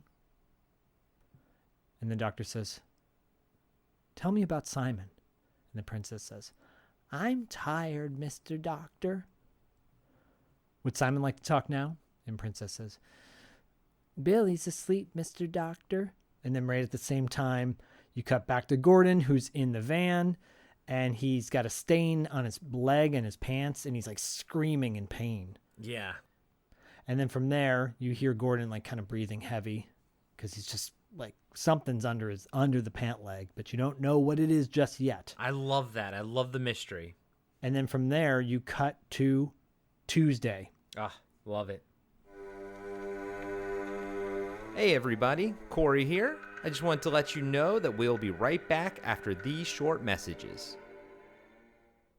Hey everybody, welcome to Talking Back, the podcast where we like to chat about past achievements in movies, comics, video games, and more. I'm your host Tim, and with me today in studio is co-host Dean. Hey, Tim. Dean, this isn't a full episode. This is actually just an ad. All we have to do is tell everyone that our podcasts come out on Mondays, and they can find us on their favorite podcatcher. If they're into movies, comics, or video games, they should definitely check us out. Oh, Well then, thanks everybody for listening, and we'll catch you next time. Talking Back. Hello everybody, I'm Adam. I'm John. And every week we are giving you a blast from our past. We are the podcast that brings you full-on movie breakdowns, TV show reviews, album reviews, top 10s, and more, all from the things of our nostalgic past. So please join us every single week on the Blast from Our Past podcast. You can find us on Spotify, Stitcher, Apple Podcasts. However you listen to podcasts, you can find us, and we would love to have you take a trip with us to the land of nostalgia. And now, back to the show. Overhead shot of the hospital. Everyone's working in various parts of the hospital. Gordon's looking out the window from his area where he's working, and he's looking at the gazebo outside, which leads to somewhere, and we'll find out what that somewhere is in just a moment. Then you hear a loud banging noise, and you see Phil pointing at his watch. Like, come on, let's get to work, right? Well, correct me if I'm wrong, but when Gordon's looking out the window, he hears the voice. It goes, I think Simon says, "You can hear me." You can hear me. Yeah. That's right. And right after he says that, that's when Phil bangs on the wall or whatever to kind of get his attention. And kind of points to his wrist, like, hey, we're on the clock here, Yep. And I'm glad they didn't keep everybody in those hazmat suits, because at this point, like when I first watched it, I couldn't tell if that was Gordon. I couldn't tell if that was Phil. I mean, it's really hard to fucking tell. Yeah, I think at that point, that Gordon and Phil are all in the same. They're in the same area. Hank's in the basement in the or tunnels. Something. Yeah. Jeff and Mike are in the hall. Yeah. And you cut back to Jeff and Mike, and Jeff is saying to Mike, he's like, the generator's all gassed up and running. And Mike's like, well, make sure she stays that way. I don't want her dying on us. And then he tells Mike to put his mask on. He's like, put your mask on, princess. And Jeff goes, fuck you. I'm not your princess, dude. And Mike's like, what? Because he doesn't realize that he was calling him princess because of the tapes he was listening to the night Yeah, before. I like that. It's almost as if he's kind of like tertiarily affected, or infected by Simon, just maybe off to the side, not as much. But yeah, it's like everyone is kind of slowly unraveling. You don't know to what degree or extent it is. And now you're about to get the backstory on Phil and Hank, because Jeff goes, what's up with Phil and Hank? And Mike's like, what's up with Phil and Hank? Hank stole Phil's girlfriend. It's a nightmare. You don't want to get involved. You especially don't want to get on Phil's bad side. He'll give you all the grunt work. But like everything in this movie, I felt like the acting and the dialogue is so natural sounding. Mike sounds exactly how you would explain to somebody who's new to it. It's a nightmare. You don't want to fucking get involved. And I think it was. For them as a friendship and as a working unit, it probably was one of the hardest things they all had to go through at some point, whether it was a year ago, 6 months ago, we don't really know. I'm thinking more about 6 months ago is what I'm thinking. Yeah. But again, this is why I love the fact that we enter their lives after this giant event. I mean, fuck, you could have made probably a whole movie about the Phil and Hank and the and Amy thing. That can be its own movie, But yeah, totally. But it's in the rear view here. It's in the past, and I love that, dude. It's such a awesome groundwork to say, hey, there was history here before we watched what's happening now, And you just got me thinking too.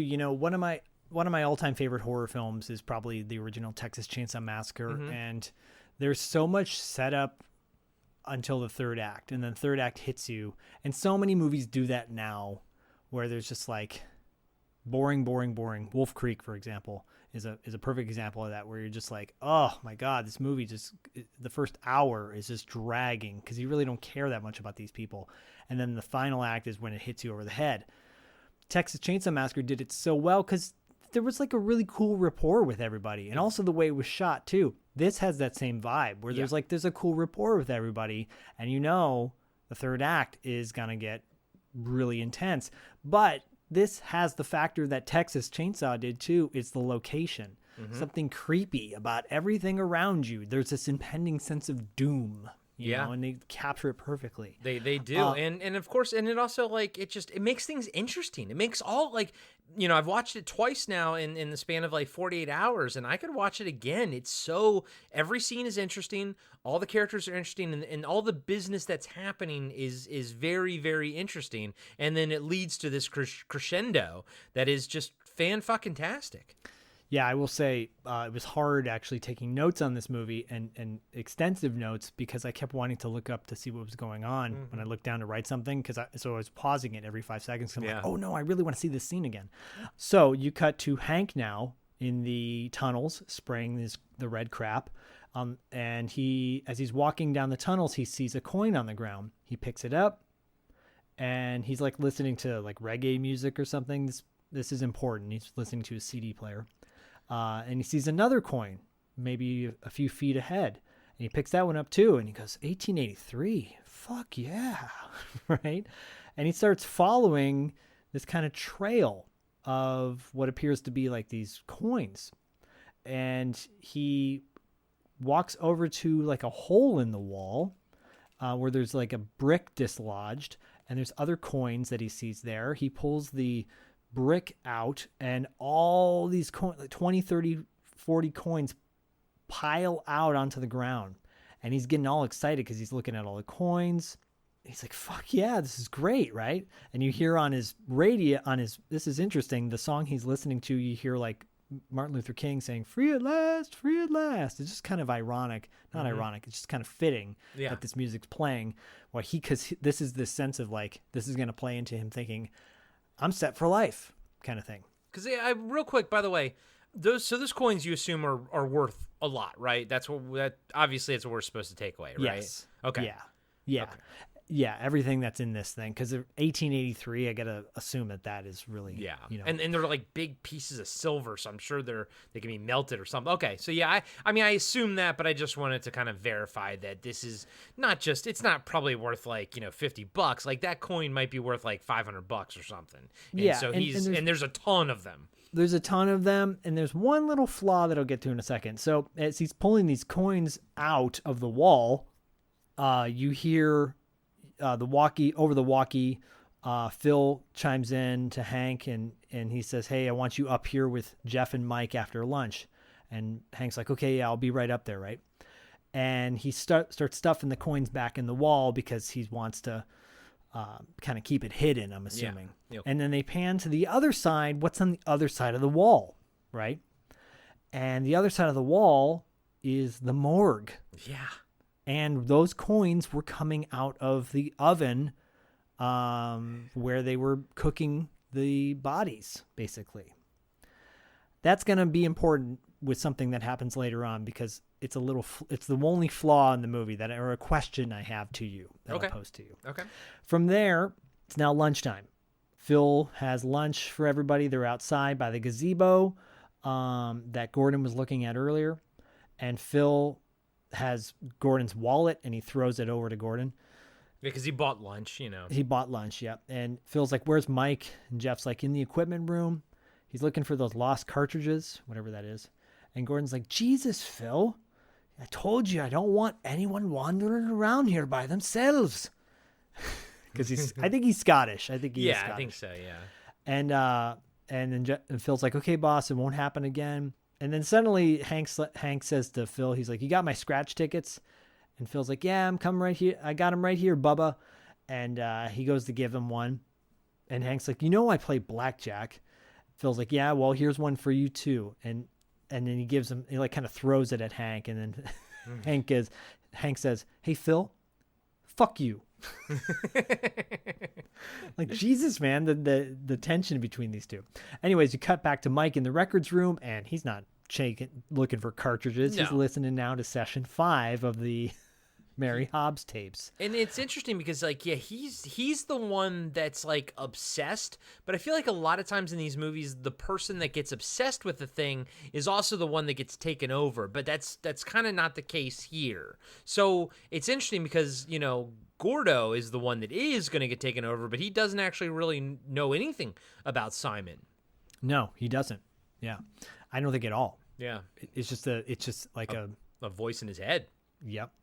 he's listening to the tapes, and, Mary's like, I don't want to talk anymore. I am too tired. And the doctor says, the patient is now entering a dissociative state, rubbing her eyes, appears to be switching to an alternate personality. And Jeff walkies Mike, and he says, it's lunchtime. And Mike's like, yeah, I'll be there in a minute. Goes back to the tapes. And then suddenly you hear a boy's voice saying to the doctor, hello, sir. And the doctor says, hello, Billy. How have you been? Good, sir. And the doctor says, Billy, where does the princess live? And Billy says, in the tongue. And the doctor says, why the tongue? Because she's always talking, sir.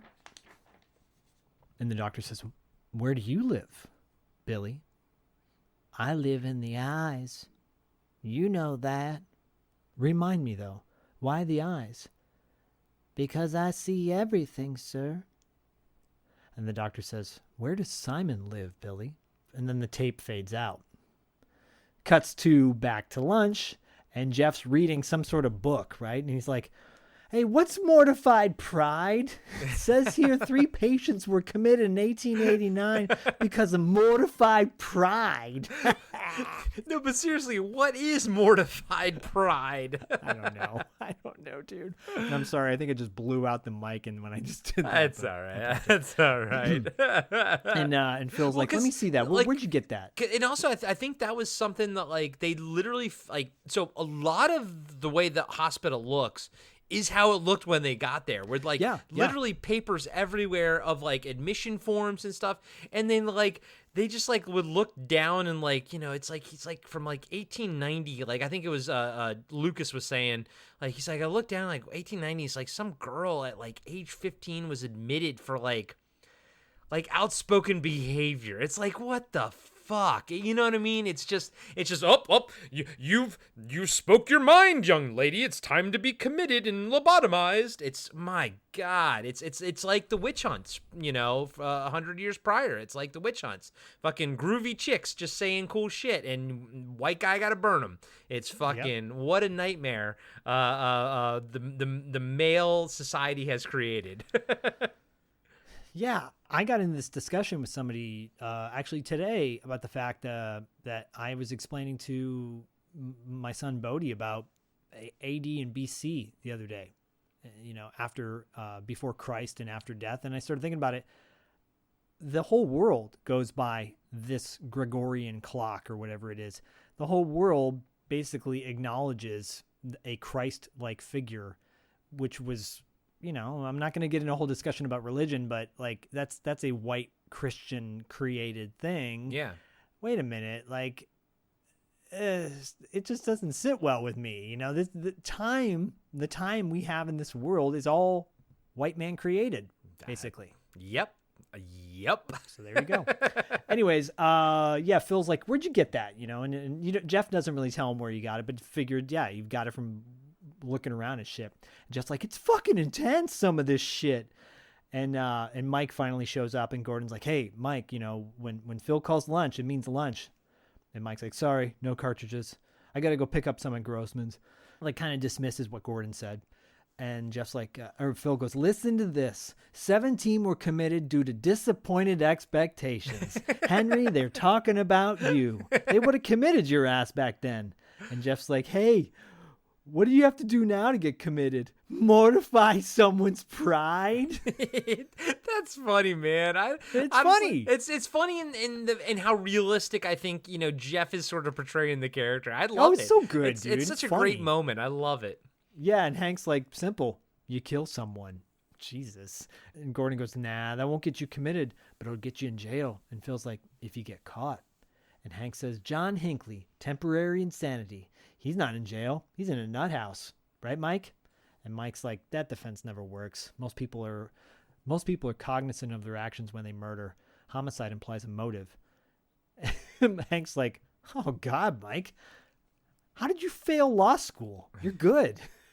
And Jeff's like, yeah, what are you, dude? A lobotomy case? And then it's like gurgling on his yogurt or something. He's like, it's his miso soup. Oh, is that what it is? Yeah, because Okay. I was curious as to what they were eating, and then Hank's eating Chinese or like so. I was like, okay, I think it's the miso soup. Yeah, but he's like, well, he starts drooling again. I love it. I want to work on a crew with Jeff just to kind of like fuck with him like everybody else does, you know? Yeah, because this is where he gets really fucked with. So Mike grabs Jeff at this moment, and he takes a chopstick in one hand, and he's got him in a chokehold in the other, and he puts the chopstick right up to Jeff's eye. And Gordon's like, Mike, and he's like, come on, Gordon, I'm just fucking around. Like, chill out.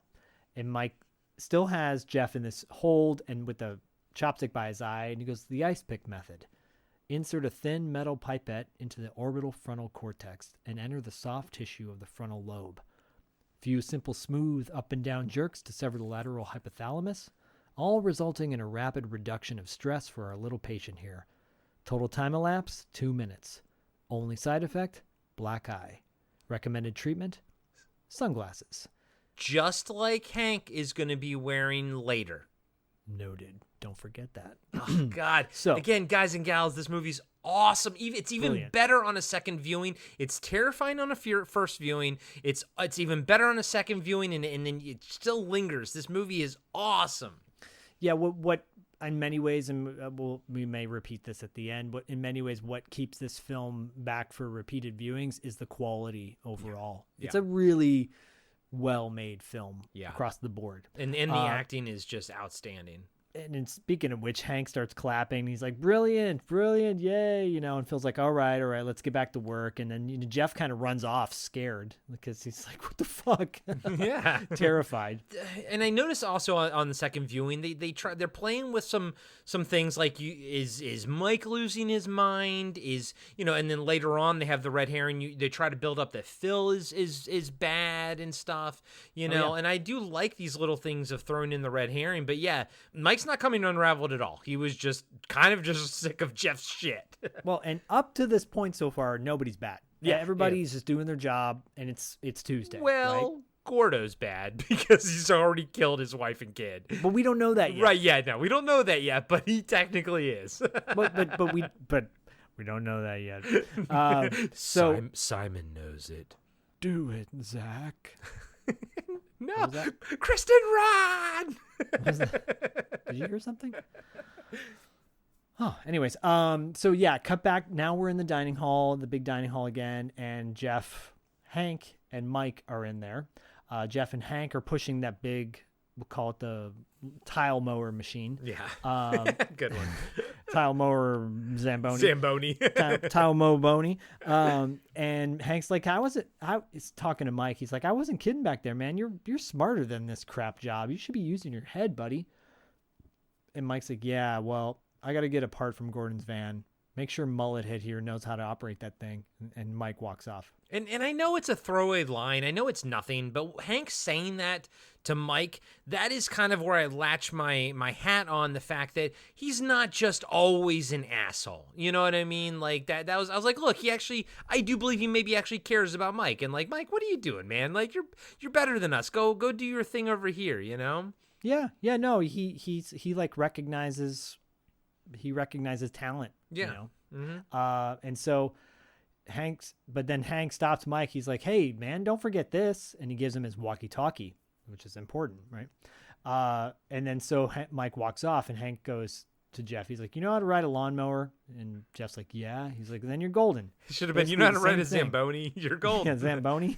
He's like, just push it in that midsection over there and just start over there, okay? I'm going to take a smoke break. Jeff's like, we just had a break. And then suddenly Hank walks over after giving Jeff the whole speech about not listening to certain music at certain decibels, walks over to the boombox that Jeff brought in and cranks up this, song called Soul Ecstasy and starts like dancing to it and like shaking his ass.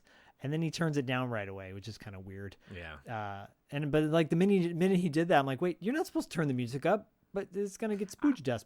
Like you don't give a I shit. almost took it as like he just didn't want to listen to Jeff's music, so he kind of, told him all that bullshit. Yeah. Yeah, and he says to Jeff, he's like, you know what a whale is? And like Jeff's like, yeah, I know what a whale is. Hank's like, no, a whale's a big-time gambler. I got this buddy, right? He deals out in Foxwoods. 12 hours, and this whale has the house down 300 grand, right? As this guy's leaving, takes his car keys and drops them in my friend's pocket. You know what they're for? And Jeff goes, what? Porsche 911.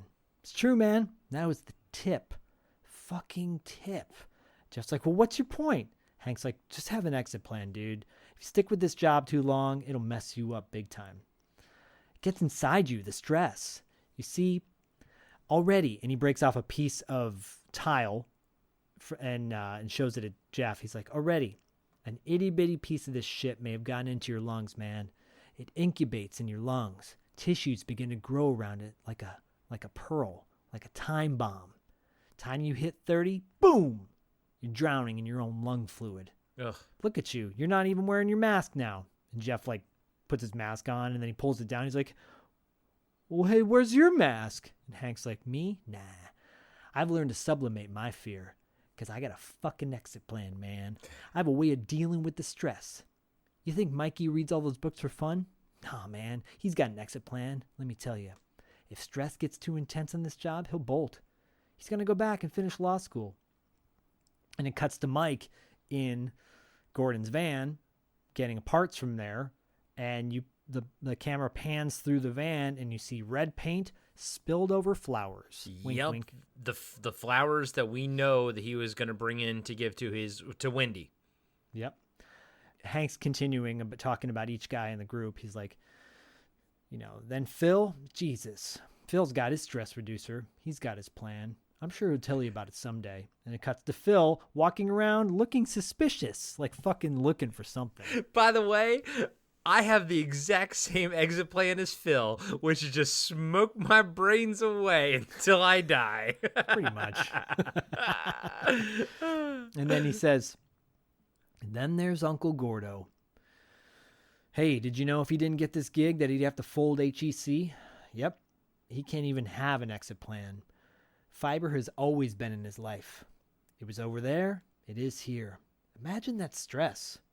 Again, him saying it was over there, implying like whatever his last job was that they all know. I like the fact that the writers didn't tell us. Yeah, that's cool. Cool. Yeah. And it's probably maybe what caused the whole Amy rift and Phil and Hank. Who knows? Who knows? And he's like, let me tell you something, buddy. You better hope you got some of Gordo's genes. Because Gordo is the Zen master of calm. I never seen old Gordo lose it. I don't know, man. Last few months, Gordo, I'm seeing some cracks. I'm worried about him. And then you cut to Gordon packing up asbestos tiles. And then Mike walks in. As Mike's walking in and Hank's talking about it, Jeff's like, well, he does have the new baby and all. And Hank goes, it should be the joy of his life, dude. Yeah. And Mike's like, Hank, when you and Amy have a kid, you'll see how hard it is. And Hank's like, me and Amy? Kid with Amy? Nah. I just fuck her to beat on Phil. I mean, and the thing is, like, as much as I just praised him for, like, being like, oh, hey, Mike, man, like, you shouldn't be here, like, actually caring about Mike. And then in the next second, he's just, like, admits that he's just fucking Phil's ex-girlfriend just to fuck Phil back. And you don't get the sense that he, like, hates Phil, but he hates Phil enough to do this, but not enough to not work with him. It's such a weird dynamic. But this is the moment when I kind of like Hank. Yeah. I'm just like, you're kind of funny, dude. No, I know. That's what I mean. That's what I'm saying. He's not like, yes, he's deplorable. Yes, he's a shitty person, but he's also a rounded character because there are people like that out there, Yeah. And sometimes shitty people, you do find them funny. You do like, oh, you know what? Yay. Maybe you're not so bad. Then they steal your girlfriend. You're like, you're a piece of shit, Well, I'll tell you, I used to work in an auto body shop back in the day for like about a year. And I did not know about, by the way. Oh, I never told you this? Oh, yeah. For a minute, I thought I was going to be an auto mechanic. So okay. I worked at an auto mechanic place. You're way too pretty for that, by the way. Thanks. I appreciate that. So this auto mechanic was a friend of ours, and there were like 3 other businesses in this little strip, and it was like auto body shop, 2 auto body shops, and then 2 auto repair shops and an auto body shop. Well, the auto body shop totally pilfered me from my mechanic friend, because they needed a new kid, and they totally wooed me, to the point where I bought a '66 Dodge Dart from the owner, because it was cherry, and I bought it for like $800. Oh, wow. It was like, he's like, I'll tell you what, you come to work for me, I'll sell it to you for $800. Wow. Like, okay, totally stole me like Craig McManus, and I'm working with this crew with the old timers. One guy, he didn't wear a mask when he was welding, so his eyes had cataracts all over him. Good his Lord. fingers were like thicker and like they were like rock hard, like giant fingers, because of all the cuts he got, and metal cuts. And he's like, you don't want to do this job, man. You do not want to do this job for the rest of your life. And another guy was totally like Hank, like kind of like a Weasley kind of guy. Yeah. So I'd be bondoing a side panel on a truck, right? And I'd be on the ground on my knees, and the guy would come over and he's like, hey, Zach, you want a milkshake and you want a hot dog and a milkshake? And I'm like, what? He's like, I'll give it to you right now. Meaning, Yeah. Do I have to explain? So, right. And I'm like, what? Fuck you, man. I was like 18 years old. Yeah. Or 19. And he's like, come on, man. I'll give you a hot dog and a milkshake. Haha. And you call me sack of shit, nut sack. And I got like a skin, I had a skin allergy where my skin got all blotchy. He's like, you got taint all over your face. I'm like, what? Taint? What? They fucked with me incessantly. I'm sitting around one time. They're all Vietnam vets. They're telling Vietnam stories. One guy was talking about the shit he did in Vietnam. He's like, yeah, we pulled trains on girls all the time in Vietnam. And I'm like, I don't want to hear this shit. Jesus. These guys are fucking just wild. Yeah. Wild dudes. Yeah. These are the guys like in this. I'm like, yep, those are the old timers. You stick with the job and it goes to your head. You go crazy. Anyways, you go crazy. More on that on Wrap Up After Dark, which you can listen to on Patreon exclusively. If you want to hear I got some trauma stories about that place. Oh, God. I didn't even know about this one, so I'm excited. Anyways, cut back to, we're still in this with Hank, Mike, and Jeff. And Mike's like, look, I want my bonus. Get the fucking work, Cut from there, cut to Gordon taking a break, and he's at the window. And he's calling Wendy on his cell phone, allegedly. And as he's looking out the window, he sees Phil talking to 2 shady dudes. That's important, sort of important. And as he's talking to Wendy, he's like, Wendy, I know, but we need to talk because we have to. And you really feel like you're getting the sense that he's having a conversation with her. Yeah, an actual conversation. And he's like, will you let me finish? Would you? And like she hangs up on him, right? And I like that a lot of the conversation is filmed from the outside of the window, and it's muffled, so you don't actually get to hear it. And I think that adds to the fact that you think he's actually talking to somebody on the other end. Exactly. That scene ends. Now it's nighttime. Well, okay, I will say, hold on real quick before we get into nighttime. The one thing I don't find realistic is that Phil got his pot, suppliers to drive up there to the the hospital. Like, they would have been like, fuck you, dude, come after work and pick it up. I was like, pot dealers don't work that way. I got a theory about that. Phil is checking out the graffiti on the walls when he goes in there. He's looking at all the shit, and we know he's into drugs, or smoking weed or whatever.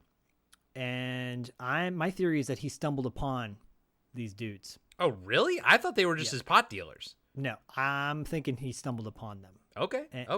And randomly. And he's like, hey, you come back here tomorrow. I'll buy some weed off you guys. Okay. You know what? I mean, honestly, that makes more sense in my head, but I still feel like the filmmakers, though, were just trying to say that they were his pot dealers, and it was just the easiest way to sort of do it because he's going to smoke weed later. But you know what? Your headcanon way makes it fit better for me, so I'll take that. Well, thank you. It's also funny, too. It's like I enjoy this movie so much that I almost don't want to interrupt your walkthrough of it because I'm just enjoying like going along for the ride. Oh, right on. And I'm like, Thanks. oh wait, I should probably interject like a comment or something. No, I mean this is a really interesting movie, and I actually I had dreams about this movie before I broke it down because I was like, not in a bad way, but just thinking like this movie takes place in one. Really only in a couple of different locations. So it's very dialogue heavy, but it's just overall describing things. So where I'm not describing things, that's where Corey's filling it in with more kind of minute details that are important, obviously, overall to the movie. So, but shit's about to ramp up right now. It is. And I just gotta say that Hank has fucking brass balls for wearing his headphones in there while he's, listening to music while he's in there at night. And you'll obviously discuss it and everything, but boy, oh boy, I would have all of my senses on high alert, Yeah. So, Tuesday in the morning, Hank's in the tunnels, finds the coins, has lunch, has to work up top. That night, he comes back to the hospital after hours, parks his car and kind of like in the bushes to hide it. We all know why he's going back there. He's going back to get all the coins, get all the money. Mm-hmm. But here's the deal, guys. Like, I don't give a fuck how brave you are. If you're going to an rundown insane asylum after hours in the tunnels, that's just terrifying for anybody. He's got this little itty bitty flashlight that he's with him. And he's in the tunnels now. He's still has a CD player on. He's listening to jazz or some shit. And he's walking down the hallways to the coins. Starts filling up his bag with his coins, and he's like looking at each thing, pulling it out. And he's like, yeah, baby needs a new pair of shoes. Let's do this. And he's like, yeah, baby, gold. He pulls out a tooth. A gold tooth. And he's like, yeah, baby, gold. Like, he doesn't give a fuck that it's some dead person's tooth.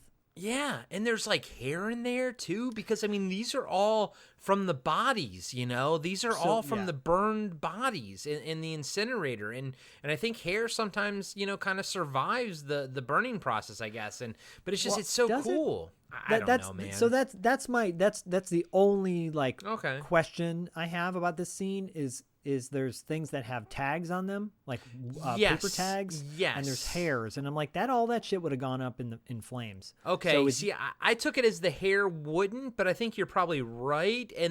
But I do know what you mean, because there was a ring that had a tag on it, and I was like, okay, if they're trying to say that this was the incinerator, I get it. I think that's a gaffe. I do agree, but I do also think the hair kind of adds a freakiness to it. That adds a freakiness. He starts finding eyeballs, like fake eyes. Yeah, and then he finds the orbital spiked pipette that was being referred to by Mike earlier to give the lobotomy. There's so much clues. There's so much like guys, lobotomy is going to be a thing. Like, there's just so much. When you rewatch it, you realize, oh well, they really kind of peppered that in there. They sure did. So he packs up his shit, starts getting out of the tunnel, walking down the hallways. As he's walking down the hallway, he spots a jar of Jif peanut butter on the ground. That was in Gordon's bag. Yep. And he's walking down the hallway, and he's looking ahead of him, and he sees at the end of the entrance like a kind of a cage door, and he sees the profile, and I'm getting goosebumps just saying it. He sees a profile, a shadow of a guy walking past the door. This is probably, in my opinion, one of the scariest moments in the movie. Dude, this whole scene is what I was looking like. My whole vision was behind the pillow. I was looking, but I had the pillow in front of me, and I was terrified for this scene. So creepy. It's been set up earlier by the security guard that they've had people in the former patients come back. So you don't know who that person is. It could be a homeless person. It could be, a drug dealer, drug addict. Could be anybody. It's just creepy as shit because you don't know who it is. Yeah. And so Hank gets startled, and he turns around the other direction, and then he sees a bird fly in front of him like a pigeon. He gets the shit scared out of him by that. And he's like, come on, fucking birds. Oh, Jesus. And like kind of laughs to himself. And he turns around and starts going back down a hallway to get out of the tunnels. As he does, from the opposite direction, basically the direction going towards him, you see the camera's pointed that way and it's moving towards him. So something or someone is moving towards him as he's coming around the corner. So good. So yeah, you don't, at first you almost don't even notice like what's happening, but yeah, his camera, it's two POVs. It's essentially two POV shots. One of him going towards the exit sign. The other one is someone else coming towards the same corner, but from the other side that he's going to. But what I love is, dude, and I know you heard it, but there's like the POV of the other person who we know is Gordon, but the POV of the other person, you hear that static, like that recorder when it's not making any, like when there's no one talking but something's still like playing. It's in his head, and that's so fucking freaky, dude. So freaky. And Hank's coming closer. The person on the other side's coming closer. They converge, and then you hear a bam. It's like a shot, and you cut to the next day. Okay, so real quick, I gotta say, so during this scene, the cinematographer, her name is Uta Brieswitz. So there was a device. They told the story on the documentary. There was this fucking 1901 giant like contraption type of thing that's like a dentist device that has all the arms on it, but it needed the big generator because it's so old. But anyways, it's a huge piece of fucking metal equipment. And as Josh Lucas is running, so they tell the story from 3 points of view. From his point of view, right when they were about to hit, say, action, he said he felt something pass by him. Like he felt like an energy in the air, scared the shit out of him. And there's also, by the way, everyone has reports of seeing weird shit in this hospital when they were filming there. Like they would see shadows like walk past windows, and they're like, what's going on?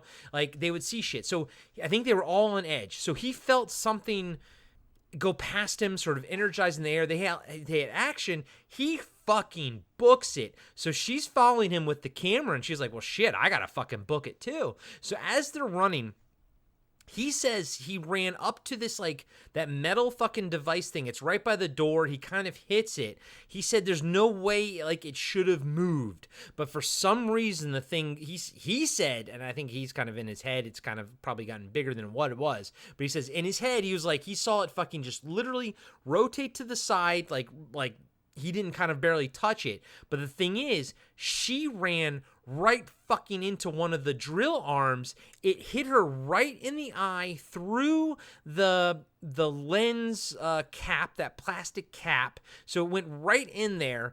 It knocked her out. So she slumped over, and they were like, what the fuck just happened? And they took her to the hospital. She had blood running out of like her eye. Wow. She thought she lost her fucking eye.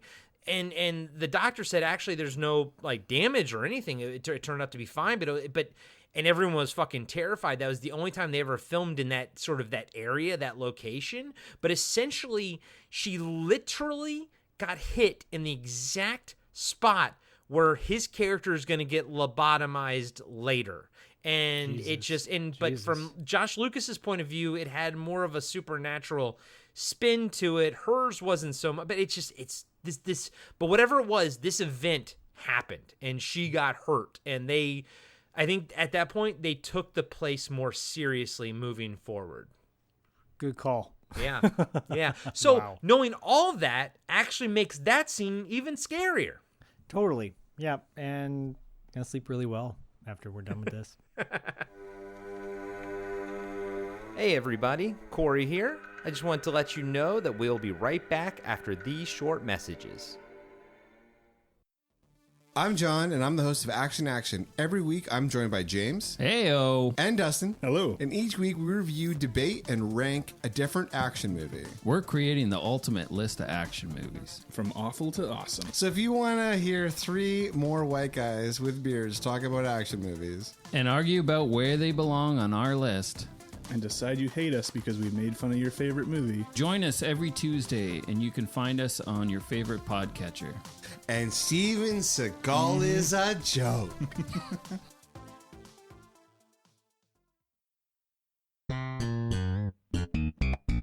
Hello! La la la. I'm Adam. And I'm Corey. And we are the hosts of Cartwright, a Seinfeld podcast. We are breaking down every single episode of Seinfeld as we watch it, reliving this amazing show. That's right, it's a trip down memory lane for all of us 90s kids out there. You can find Cartwright, a Seinfeld podcast on iTunes, Spotify, Podbean, and Patreon. La la la.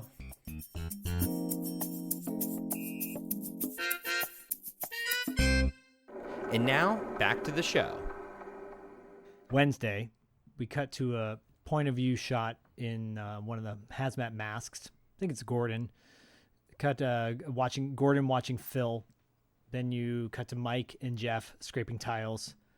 And then you cut down to the tunnels where Hank was the night before. From there, you go to the rooftop. All four remaining guys are on top of the roof, kind of discussing the whereabouts of Hank. And Gordon's like, he's not even, he's not even left his answering machine on. And Jeff's like, you should try Amy's. And then Gordon's like, okay, fine, I'll try information. And Phil's like, no, give me the phone. I know the number, Gordon. Give me the phone. I'll call Amy. And I'm like, I immediately, when the first time I saw this, I'm like, he's not calling. This is bullshit. This is a good red herring moment of like, maybe Phil's the guy who killed Hank. Okay, so that was my biggest question about this movie. So you don't think he actually calls Amy right here? No, the same way that Gordon was not on the phone earlier with Wendy. Okay. Like he just pretended. That's what I think. Okay. So although Gordon thinks he's on the phone with Wendy, but whereas Phil actively pretended. Yes, that's what I think. I'm sorry, not Amy, Wendy. Yeah, but you know what I meant. Gordon thinks he's on the phone with Wendy. I mean, there is a possibility that he was on the phone with Amy for sure, but I do think possibly he was blowing smoke. Well, because he does say that Hank said that he's leaving. So the conversation that Amy is relaying to Phil could have happened before Hank went back to the hospital that night. Do you know what I mean? Yep. And so he says but then he says, I'm going to Vegas or something. So yeah. Well, yeah. Because he's like Phil's talking to Amy and he's like, okay, just slow down. How this happened? And then he gets off the phone with her and then he says to everybody, he's like, well, our favorite piece of shit, Hank, went to Amy's last night, packed his car, told her that he found his meal ticket, and then bolted to Miami to casino school. And then Jeff's like, that lucky fuck. He probably scored on a scratch or something. And so I think that could be legit. Yeah, that's what's great is Makes that sense. the dialogue doesn't give us any definitive answer, and even later, you take how Phil sort of reacts, but that reaction could have been a red herring, and I like that. I like the fact that we don't actually truly know right here. Yeah, and this is what's interesting is because we, as an audience, I think we still don't know that Gordon is totally flipped his lid yet. We don't. And so Phil's like, I warned her. I fucking warned this bitch, didn't I? And Gordon's like, she said that he left without saying anything. And Phil's like, Gordon, it's Hank. He's totally unreliable. Mike, call McManus, call Craig, see if he's still available. And Gordon's like looking at the gazebo. And Phil's like, look, Gordy, this is a blessing. We replace this asshole. We move forward. And we know as an audience, Phil doesn't like Hank. He wanted this to happen the whole time. And then Gordon's like, something's not right here. And then Phil's like, what's the matter? And then Gordon turns to Phil and he's like, who are those two guys you were talking to yesterday? And Phil's like, what guys? And Gordon gets really close. He goes, I saw you. And Phil's like, what are we talking about? What is this? And Gordon goes, I'm asking you a question. What were you talking about? And then Phil's like, what's going on here? And Gordon suddenly goes, he's like, are you questioning my performance? And suddenly... No, Phil says, are you questioning my performance to Gordon? Yeah, and Phil goes, "Are you questioning my performance?" And Gordon goes, "I don't know. Should I be?" And the music changes. The music tone changes. Everything gets a little darker. And Phil, like, disregards Gordon and says to Mike, he's like, "Mike, call McManus." And Gordon says, "Don't walk away from me." And he grabs Phil violently. He's like, "Don't you ever walk away from me." And he's holding Phil. And Phil's like, "You gonna hit me?" And everybody's looking super fucking pensive. And he lets go of Phil. He walks back into the hospital, like to the stairs leading up to Ward A, which is where the super crazies are. But when he walks in there, he sits down and he's like looking at his hands, his fingernails, and he's got a cell phone in his hands, and his fingernails are bleeding from all the hard work he's doing. Wait, you take it as they're bleeding from all the hard work he's doing. I took it as that the first time I watched it. The second time I watched it, I was like, I think that's the blood on his hands from when he lobotomized Hank. Oh. But you know what? Either way, it could be either way. That's what's cool.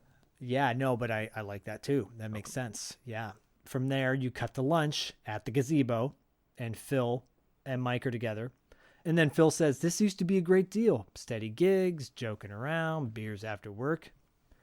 And Mike's like, "Hey, look, it says here, 8 were committed for uncontrolled passion." And then he's like totally just, he's reading that book, that Jeff had earlier. And Phil's having his own monologue out loud. He's like, "Well, then Emma came. That's why we lost the last 2 gigs. He's tired and he overbid." And Mike's like, "Gordon loves being a father." And Phil goes, "Yeah, now he does. Now he loves it. But it was never in his heart. This was Wendy's idea." Mike's like, "Look, Phil, just because you say you don't want something, it doesn't mean you don't want it." He's like, "Now 6 years ago, I didn't want to be a lawyer. Now I'm thinking," and Phil's like, whoa, wait, who the fuck are you kidding? You shuck fiber with us in here, okay? And they're like having this argument. Phil's like turning on Mike as well, becoming a total asshole to Mike. Yeah. And Mike just walks off because he's like, "Fine, fuck it, Yeah, and I don't like it, but I like it in that I felt like it was a realistic response on Phil's part, because Phil, he's just wrapped up in his head, and then Mike's like, "Yeah, I don't agree with what Phil says to Mike, but I felt like it was a realistic response for Phil." And again, the second time I watched the movie, I realized, that the red herring they're trying to make, that Phil is the one that's cracking and everything. Yep. And he's the one that's, going to be the one doing all the bad shit and everything. And so I'm kind of watching it for the Phil red herring type of thing. And I think they do a good job of it. But I thought this was a realistic response on Phil's end, because he stops what he's saying. He's like, basically like, "Fuck you, Mike. You're basically, you're the same as us. You know what I mean? You're not better than us, Yeah. And that's Phil's pride right there. It's Phil's pride, and here's the deal: he just got kind of embarrassed in front of everybody by Gordon. He's probably already feeling shitty about that. Yeah, there's under pressure to finish this job. It's already Wednesday. Who knows how much work they've gotten done? It doesn't seem like a whole lot. And so it's all these powder keg things leading up, and so now you just see a lot of cracks overall with everybody. Yeah. Except for Jeff. Jeff's kind of observing everything. Mike storms off. Phil yells at him. He's like, "You got 25 minutes left on lunch." And then you cut to Gordon, who's at the bottom of the gazebo stairs, resting on a log, which just happens to be a log in the graveyard of the patients. And then you cut to Mike, who has taken his break, quote unquote, in the records room, and he's looking through files, and he finds Mary Hobbs' file, the one of the woman he's been listening to. Yeah, that's Mary Hobbs. Yeah, and it says on the file that she's deceased, and her grave number is number 444. Yeah, and I like the fact that he didn't make it number 666. It's perfect. Yeah, I'm totally fine with that. Yeah. And then it cuts back to Gordon in the cemetery, sitting on the log, and he's talking to Wendy on his cell phone. He's like, "Wendy, I want to ask you something. Can you forgive me?" And you're like, "What? Forgive her for what? Forgive him for what?" Which we'll find out in a little bit. And he's like, hello, Wendy, hello. And you cut down, you realize he's sitting right above Mary Hobbs' gravestone, number 444, which is cracked, by the way. It's cracked in half. This, by the way, is my favorite fucking acting moment in the entire movie. Ditto. It's brilliant. So Jeff approaches Gordon, and he's like, "Hey," he's like, "Gordon," and Jeff sees him. He's like, "Hey, man." He's like, "Sit down." And you can see he's like holding back tears. Dude, he's so emotional. The whole time he's trying not to cry. It's unbelievable. And Jeff's like, I just came to, thank you for giving me this job, I'll bust my ass for you, okay? I know that, so don't stress out, all right? Things will work out. And I'm going to bust my ass for you, okay? And then Gordon, puts his arm around him. He's like, family, man, family. And then they're just having a moment where Jeff's like, was that Aunt Wendy on the phone? And Gordon's like, yeah. He's like, how's she doing? And then Gordon, again, holding back tears, he's like, she's good. She's tired, She's tired. Kids tire you out sometimes. And Jeff goes, well, my dad got the photos back from the christening. Emma looks pretty pissed off. And then Gordon's like, yeah, she's pretty pissed. And they're kind of like having a moment where seemed like things were okay. Yeah, dude. But not. This whole scene, I mean, bro. Peter Mullan, dude, this is when I fell in love with him as an actor. I was like, you do not need this level of performance in a horror movie, but that is what elevates this movie to just phenomenal status. This scene right here, the fact that you believe everything. He's feeling everything, and watching it multiple times, I take it like, it's almost like, he knows, like his subconscious knows what he did, but he's not able to just grasp it. So, but his subconscious knows. So it's there. Oh my fucking God, this scene. Beautiful. Yeah. Absolutely masterfully acted. Because this is a moment in the movie where you're like, I really hope this guy's not the bad guy. Because he's just trying to hold it together. And it's just like he's under pressure. He's just cracking. I hope he's not the villain in this movie, but will be. Spoiler alert. Do it. So from there, we cut back to Mike listening to the tapes, and he's reading the files, Mary's files. And so as the tapes are playing, you kind of get little glimpses from the files, and the files say things like multiple personalities. He finds a drawing that Mary did of a girl with her doll and a boy with a knife, big knife. You see pictures of dolls in her files, photos of Mary's scarred up chest, and then like a creepy, inmate photo, hospital photo. And the doctor's like, he asks Mary how she got the scars on her chest, and she's like, do I have to tell you? I fell off my bike when I was a girl. And the doctor says, Mary, tell me who the princess is. She's like, I have no idea. Who is Billy? I don't know anyone named Billy. Who is Simon? I don't know anyone who's Simon. Mary, I just want to go to my room. And then suddenly you hear, Mary is asleep, sir. And the doctor says, Billy, what happened in Lowell? I know you saw what happened. You know what happened, sir. What happened, Billy? She needs to remember. No. Maybe Simon would like to tell me what happened. He's asleep, sir. Wake up Simon. No.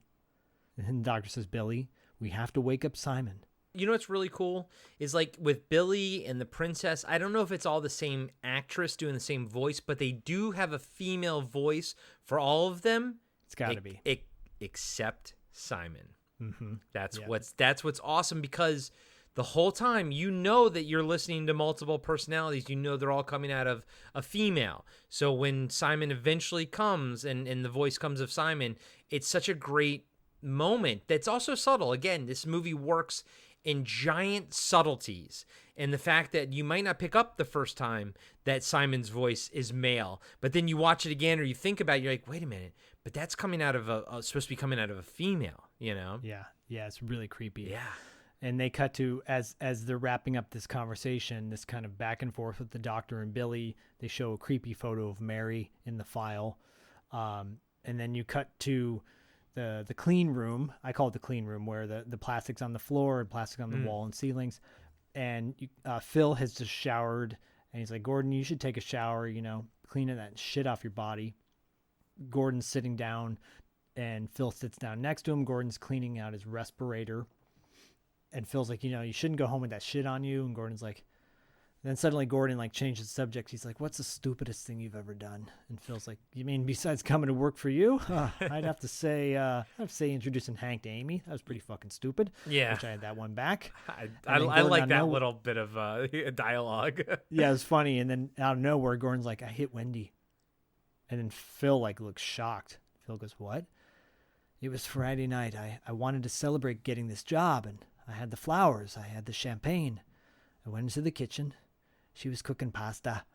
I wanted to kiss her. She turned around, and before I knew it, there was a pot of boiling water all over my leg. Now we know why that stain was on his leg, and he was wincing so bad. He goes, I don't know if it was the dog barking. I don't know if it was Emma crying, but I slapped her. I hit my wife. I love my wife. It was an accident, but I slapped her for it. I've tried to talk to her on the phone, but she wouldn't listen. And Phil says, well, where are you staying? And Gordon says, a motel, which we know is bullshit. Yep. He's staying on his van. And then he looks Phil directly in the eyes. He's like, you don't tell the others. You don't tell the other guys about this. And Phil's like, oh, come on, man.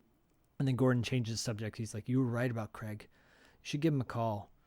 And Phil changes the subject, and Phil goes, well, you know those kids the other day? Yeah, I had a conversation with those fucking graffiti artists, and they will not be coming back our way again. I spoke to him. I said, if I see you again, I'm calling security. So anyway, that's taken care of, all right? So everyone's lying about something. Yeah, exactly. And I love, Gordon's just kind of looking at him.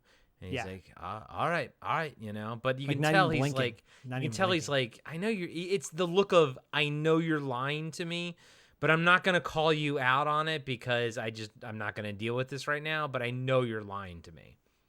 Exactly. And Gordon just says, okay. And Phil's like, you hang in there, take a shower, get that shit off you. And you can tell Phil doesn't want to talk about it. And Gordon's like, you can tell Gordon needs support in this moment, but he's not going to get it from Phil. Phil leaves, cuts to the evening, and Gordon's sleeping in the van. And Gordon's having a flashback to coming home on Friday and seeing his wife. And you hear this voice come in. Hello, Gordon. Do you know who I am? And then you hear Wendy's voice again, repeating what she said earlier. Roses? They're lovely. What's the occasion, Gordon? She's laughing. And then you hear her yell, watch out! And they're screaming. And then you hear, do it, Gordon. And the scream again. And it cuts to a shot of a guy in a hazmat suit covered in blood. Yeah. Extreme close-up on his body. Yeah. It's very... It's clearly this it's stylized because he's in harsh light and everything, but it's a nightmare. So well done. Yeah, it's so good. This is literally what's going on in Gordon's head. Yeah. Gordon wakes up, shocked from that, and then now he has iodine in his hand and he's pouring it on his leg. He's fucking screaming. He's festering fucking saliva coming out of his mouth and everything. Yeah. Yeah, because his leg's all totally. Should have gone to a doctor, probably, but he didn't because of what happened after he spilled the water on his leg. Yeah. From there, there's shots in. This is important.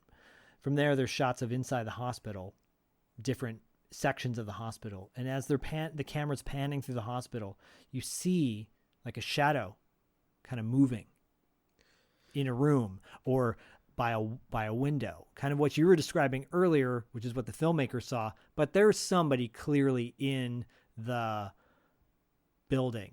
Now there are deleted scenes on this DVD, by the way. So I was going to say, there was a whole subplot of a female homeless person living in the hospital. And I do think later when they go chasing the footsteps upstairs, I think that was her. That was the deleted. Yeah. They basically, so there's a whole subplot there. It's kind of it's a red herring. It's just supposed to be a red herring. They showed it to audiences.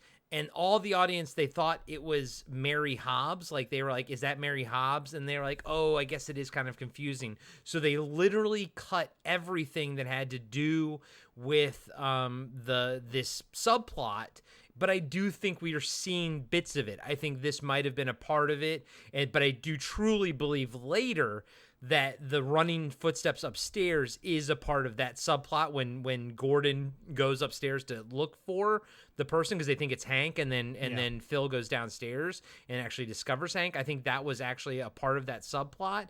But here, I think this was a part of the subplot. I think these shadows were originally intended to be her, but having that taken out, having that exercised from the film, now it makes it so that it's Gordon walking through there, and I think it makes for a tighter story. I think it makes for a tighter experience, and I think that this makes for a much more of an eerie moment right now.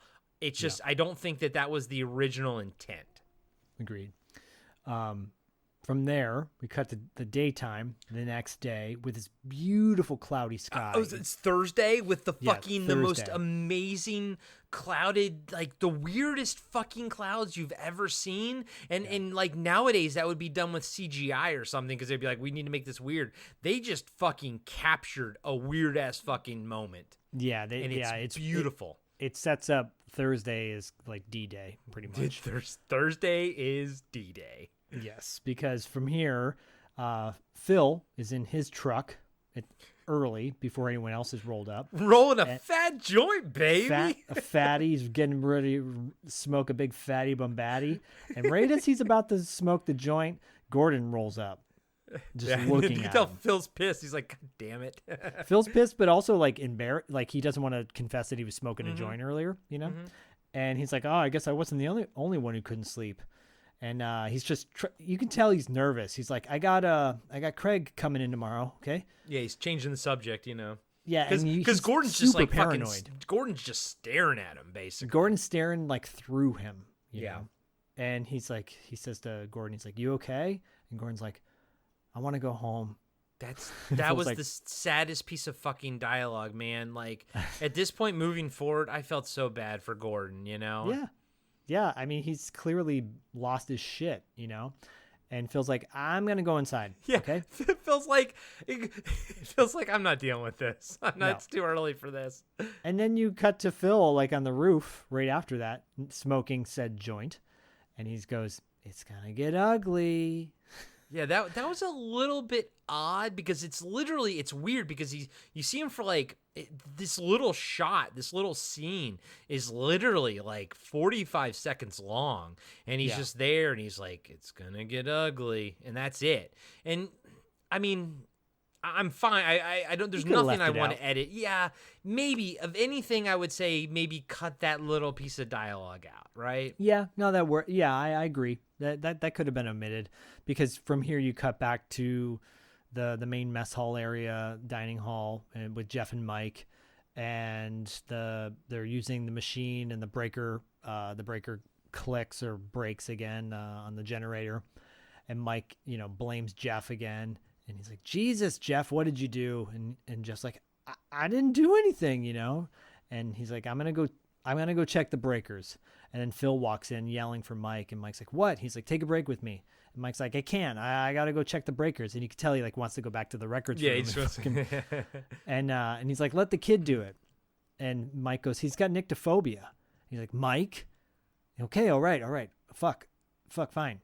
And leaves Jeff. And Jeff has to go down to turn the breaker back on. And Phil and Mike are in a hallway near the dining hall, and Phil's like, we got a problem.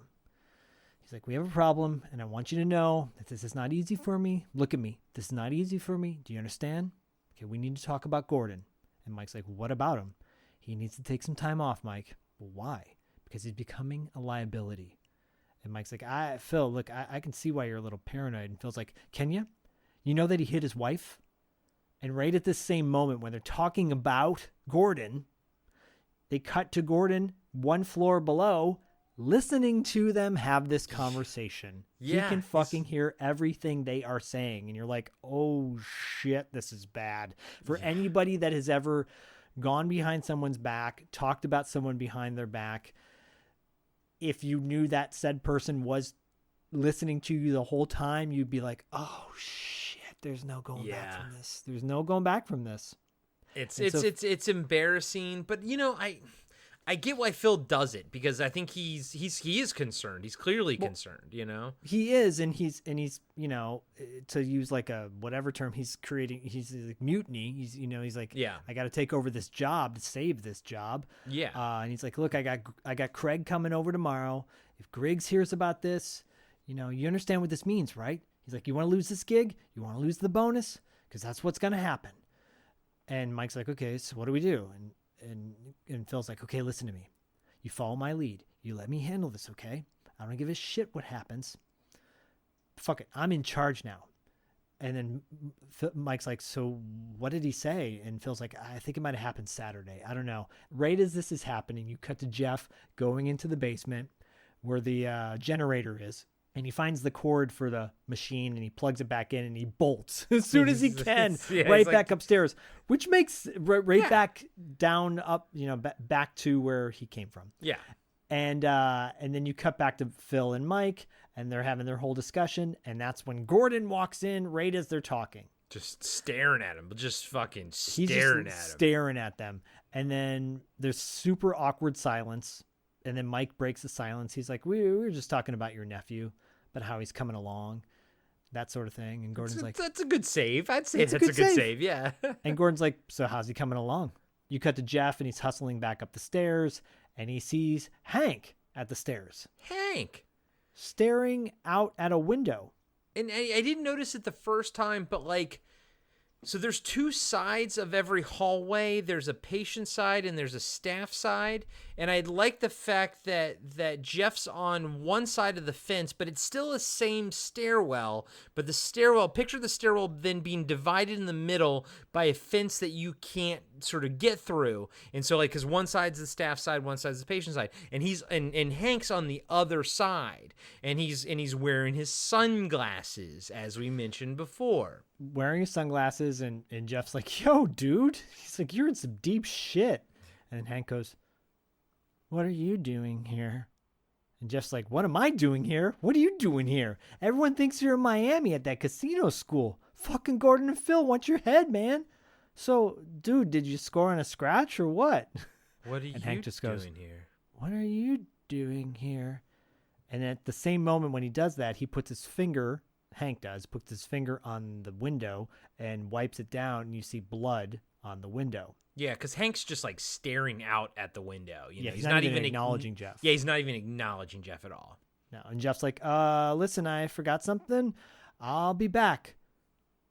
And then you cut back to Mike, Phil, and Gordon, and Mike's talking about Jeff. He's like, well, man, he just needs a little motivation. That's pretty much it. And then Gordon's like, oh, yeah, really? Well, what do you think, Phil?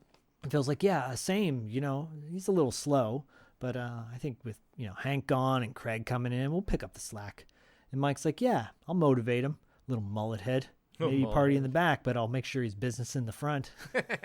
And Gordon's like, what time is it? Phil's like, I think it's noon, about noon. Gordon's like, lunchtime. And then Gordon says, you want to place the order? And he gives Mike his phone. And Mike's like, yeah, sure. And right as that happens, you cut to Phil with a coin in his hand, like the same one Hank found 2 nights ago, and says, fuck it, Mike, let's flip for it. And Mike's like, what? He's like, let's flip for it. And Mike's like, where'd you get that? Where'd you get that coin, Phil's like, oh, I found it. Worth something, too. You ready? It's just like a weird moment because you're like, wait, that's the same coin, right? Yeah. And then he's like, call it in the air, heads or tails. At the same time Phil's flipping the coin, it cut back to Hank at the window, has a coin in his hand, and he drops the same coin on the ground. And you cut back to Phil, Gordon, and Mike, and he's like, tails, get going, loser. Jeff runs up at the same time, and he's like, I found Hank. And Phil's like, what the fuck are you talking about, Jeff? And he's like, I just found Hank in the stairwell. He was just standing there. And Phil's like, don't be a fucking idiot. And he goes, I'm not a fucking idiot. I swear to God, I saw him. And Phil says, if he's in Miami, Jeff, why would he be here? How could that be possible, Jeff? And Jeff's like, I don't know, but I saw him. And Phil's like, just go back to work. We'll bring you lunch. And then Gordon's like, well, where was he, Jeff? And Jeff goes, in the staircase next to the equipment room. And Phil's like, wait a minute. It said, look, he looks over at Gordon. He's like, you believe him? You believe this punk, Gordon? And he's like, come on. Oh, for Christ's sakes. This is ridiculous. If he's in Miami, why should he be here? And they're going back and forth. And Gordon's like, well, we're going to go ask him ourselves, right? And they walk off. And they get to the stairwell. And Jeff's like, he was standing right there. It's fucking weird, but he was right there. I'm telling you, he was right there. And Phil's like, right over where, Jeff? Jeff's like, I swear he was. I'm not lying. Why would I make this up? And Phil's like, okay, listen to me, guys. You heard me on the phone with Amy. Am I right? She said Hank went to where? Miami. Okay? Now we heard it. We all heard it, right? And Gordon's like, no, we didn't. Phil goes, what? Mike's like, I'm going to go to lunch. And Gordon goes, no, you stay where you are. And Phil's like, what are you saying, Gordon? And Gordon says, you told us what she said, but we didn't hear her say it. I like We this. saw you on the phone. We heard you on the phone. We didn't hear Amy, right? And Phil goes, right. So what you're saying to me is that it wasn't Amy on the phone? Is that what you... Mike, come on. He's looking at Mike. He's like, come on, dude. Like, come on, man. Gordon's like, Mike, give me that cell phone. And Phil goes, why? And Gordon goes, because I want to talk to Amy. And Phil goes, what? I spoke to Amy. You don't need to speak to Amy. And Mike says, give me the cell phone. And they go back and forth. Mike, don't give him the cell phone, right? They're going this back and forth banter. And he's, this is when you think that Phil is lying. But I'm just going to say now that I think Phil actually talked to Amy because I think everything with Phil is a red herring. So Yes, I don't think agree with you. So I don't think he lied about talking to Amy. What I think he's upset about is that Phil doesn't believe him. Do you know what I mean? Like that's my takeaway. But I do like the fact that the movie never truly gives you a definitive answer on this question. No, and you really don't know. Like there's still doubt. Okay, maybe Phil didn't call. Maybe Gordon is sane. Maybe this is all over the place. And just finally, Gordon says, he screams out, he's like, give me the fucking cell phone. And then you hear the running above them in the stairwell. Yeah, and that's what we think it's Hank, but I think it's a leftover subplot of the homeless lady. What I love about this, though, is Phil goes, what the fuck was that? And Jeff goes, it's Hank! Like, I've been trying to tell you the whole time. The whole fucking time! You guys don't listen to me. And Gordon's like, all right, Jeff, Mike, go downstairs. We'll make sure he doesn't come around. And then he points at Phil. He's like, Phil, like, you come with me. And Phil goes, hey, fuck you. Hold on. So that fuck you where the camera zooms in, dude, this was a meme back in early 2000s. I use it all the time. And I completely forgot about it until I saw it here. And my whole entire, I basically felt like I had a missing piece of the puzzle to my life because I was like, first off, I totally forgot about this meme. And then I was like, oh my God, I remember using this meme all the time, but I didn't know what it was from. And now I saw it in context. It's a little silly because now I have the meme first. So I kind of chuckle. But at the same time, I'm happy that I know what this is fucking finally from. The David Caruso fuck you gif that everybody fucking uses is from fucking Session 9. I had no idea, dude.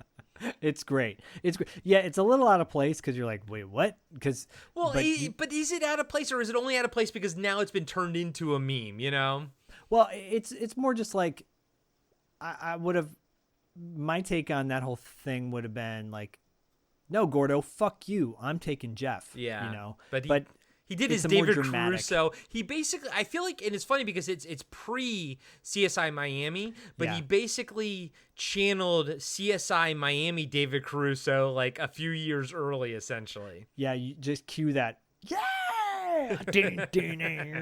And so Phil says, you come with me, points at Jeff. So Jeff and Phil go off downstairs.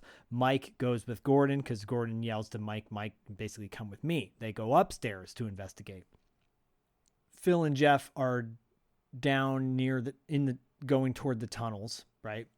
And Jeff's like, wait, you heard him go that way. He's like pointing in one direction, and Phil's like, no, we got to take the tunnels. They're safer. And Jeff's like, safer? And we all know why Jeff wouldn't want to go in the tunnels, right? And then you cut back to Mike and Gordon, and Mike's like, Gordo, this could be anybody. It could be squatters, could be kids. Cut back to Jeff and Phil, and Phil's like on a mission heading towards the tunnels. And Jeff's like, come on, Phil, slow down, man. He's not down here. Cut back to Gordon and Mike, and it's like back and forth. Yeah, there's a lot of cross-cutting. Yeah, and ultimately what happens is Mike pretends to hear something as they're heading towards the A ward, and Mike's like, did you hear that, Gordo? And Gordo's like, no, I didn't. Keep going. Come on. And he's like, I think I heard something down this hallway. I'm going to go check it out. And he runs off to the basement to go listen to the tapes. And literally says, fuck this shit. Yeah, fuck this shit. And Gordon like screams at him like, Mike, we stick together. But it's too late. Mike's split. Now, Jeff and Phil are getting deep into the tunnels now. Going deeper. We're like talking 3 or 4 levels underground. Yeah. And Jeff is so scared. And Phil's like, no, we got to keep going. You can hear something, but you're not sure what it is yet. And he says to Jeff, he's like, give me your torch, give me your flashlight. And Jeff's like, this is fucking dumb, man. I don't want to even be down here. And Phil's like, shut up. I want you to stay right here. You see or hear anything, you call me. And Jeff goes, I left my walkie-talkie in the van. And Phil looks at Jeff and he's like, you just stay here. And Phil goes like one more level underground into the main tunnels. And Jeff goes, when I saw Hank, I think he had blood on his hands. And Phil's like, just stay here. And you can hear in the background, if you have good sound system on your TV, you can hear the subtle music, little bit of music. It's just the music that's that Hank's been listening to. It's just subtle. It's just subtly there. Yep. Yeah, it's great. Cut to Gordon. Gordon's still looking for Hank, quote unquote. And then you cut back to Mike, and Mike is back listening to his tapes. And the doctor's like, is that you? The princess and Simon are all in Mary? He's talking to Billy right now. And Billy's like, yes, sir. And he goes, then you're sick too, all of you. Billy goes, yes, sir. And then the doctor says, you want Mary to get better, right, Billy? Yes. Well, then tell me about that night in Lowell, Billy. Well, we were playing hide and seek, sir. Mary was looking for a new doll, and she was looking for Peter. It was real dark. From there, you cut back to Jeff and Phil, or just Jeff in the tunnels, like yelling for Phil, like he's super scared. Cut to Phil in the tunnels, getting closer to the sound of music.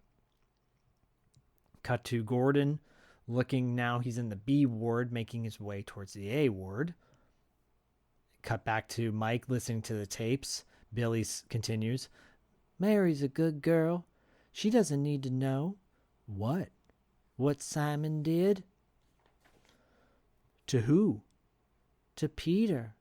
Well, what did Simon do to Peter, Billy? Tell me so that we can make Mary. And Mike fast forwards the tape. As he does, it cuts back to the generator outside and the power's going out. Of course.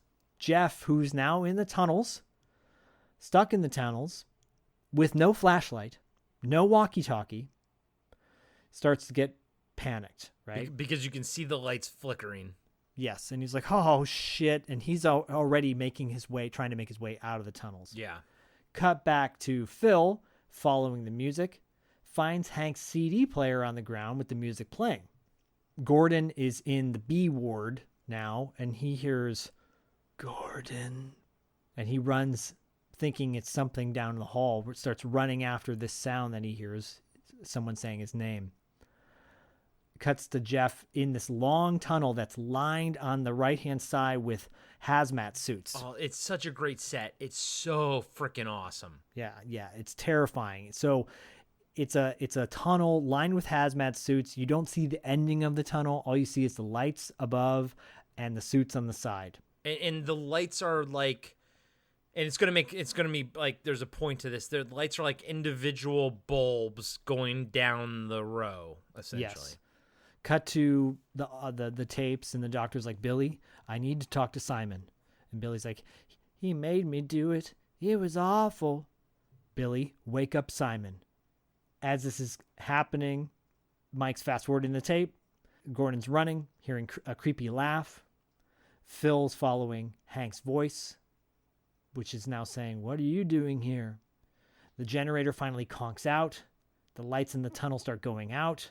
Jeff is running as fast as he can from where he's at to the end of the tunnel, which we don't know where the ending of this tunnel is. He gets swallowed by the darkness, and you hear him screaming in terrifying screams. So good. So fucking good, dude.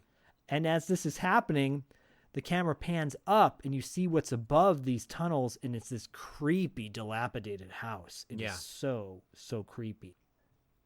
Jeff's screaming.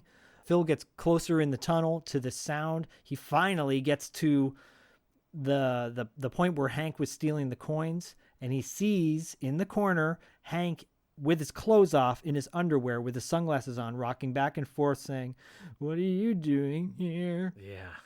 So freaky, dude. So fucking freaky. When I saw this for the first time, I was like, no! You know, just like, oh, God. Finally, you cut to Mike putting gas in the generator. Turn it back on. Gordon goes up to the A block. Jeff has reached the end of the tunnel. He's with light above him, and he's covered in asbestos dust. Yeah. It's terrifying. Yeah, and he looks up and he's like, and it's honestly, him being covered in asbestos dust is terrifying. It's just, no one's dead. No one has been killed yet. Nope. It's simply like, what's happened to Hank? He's still alive. Yeah. But he's rocking back and forth saying, what are you doing here? What are you doing here? But yet, at this point, my nerves are shot. Totally. Again, it reminds me of Texas Chainsaw Massacre when, we're just introduced to like the hitchhiker. Yeah. Right? Yeah. And the hitchhiker is terrifying without really doing a whole lot. Yeah. He cuts his own, hand, yeah.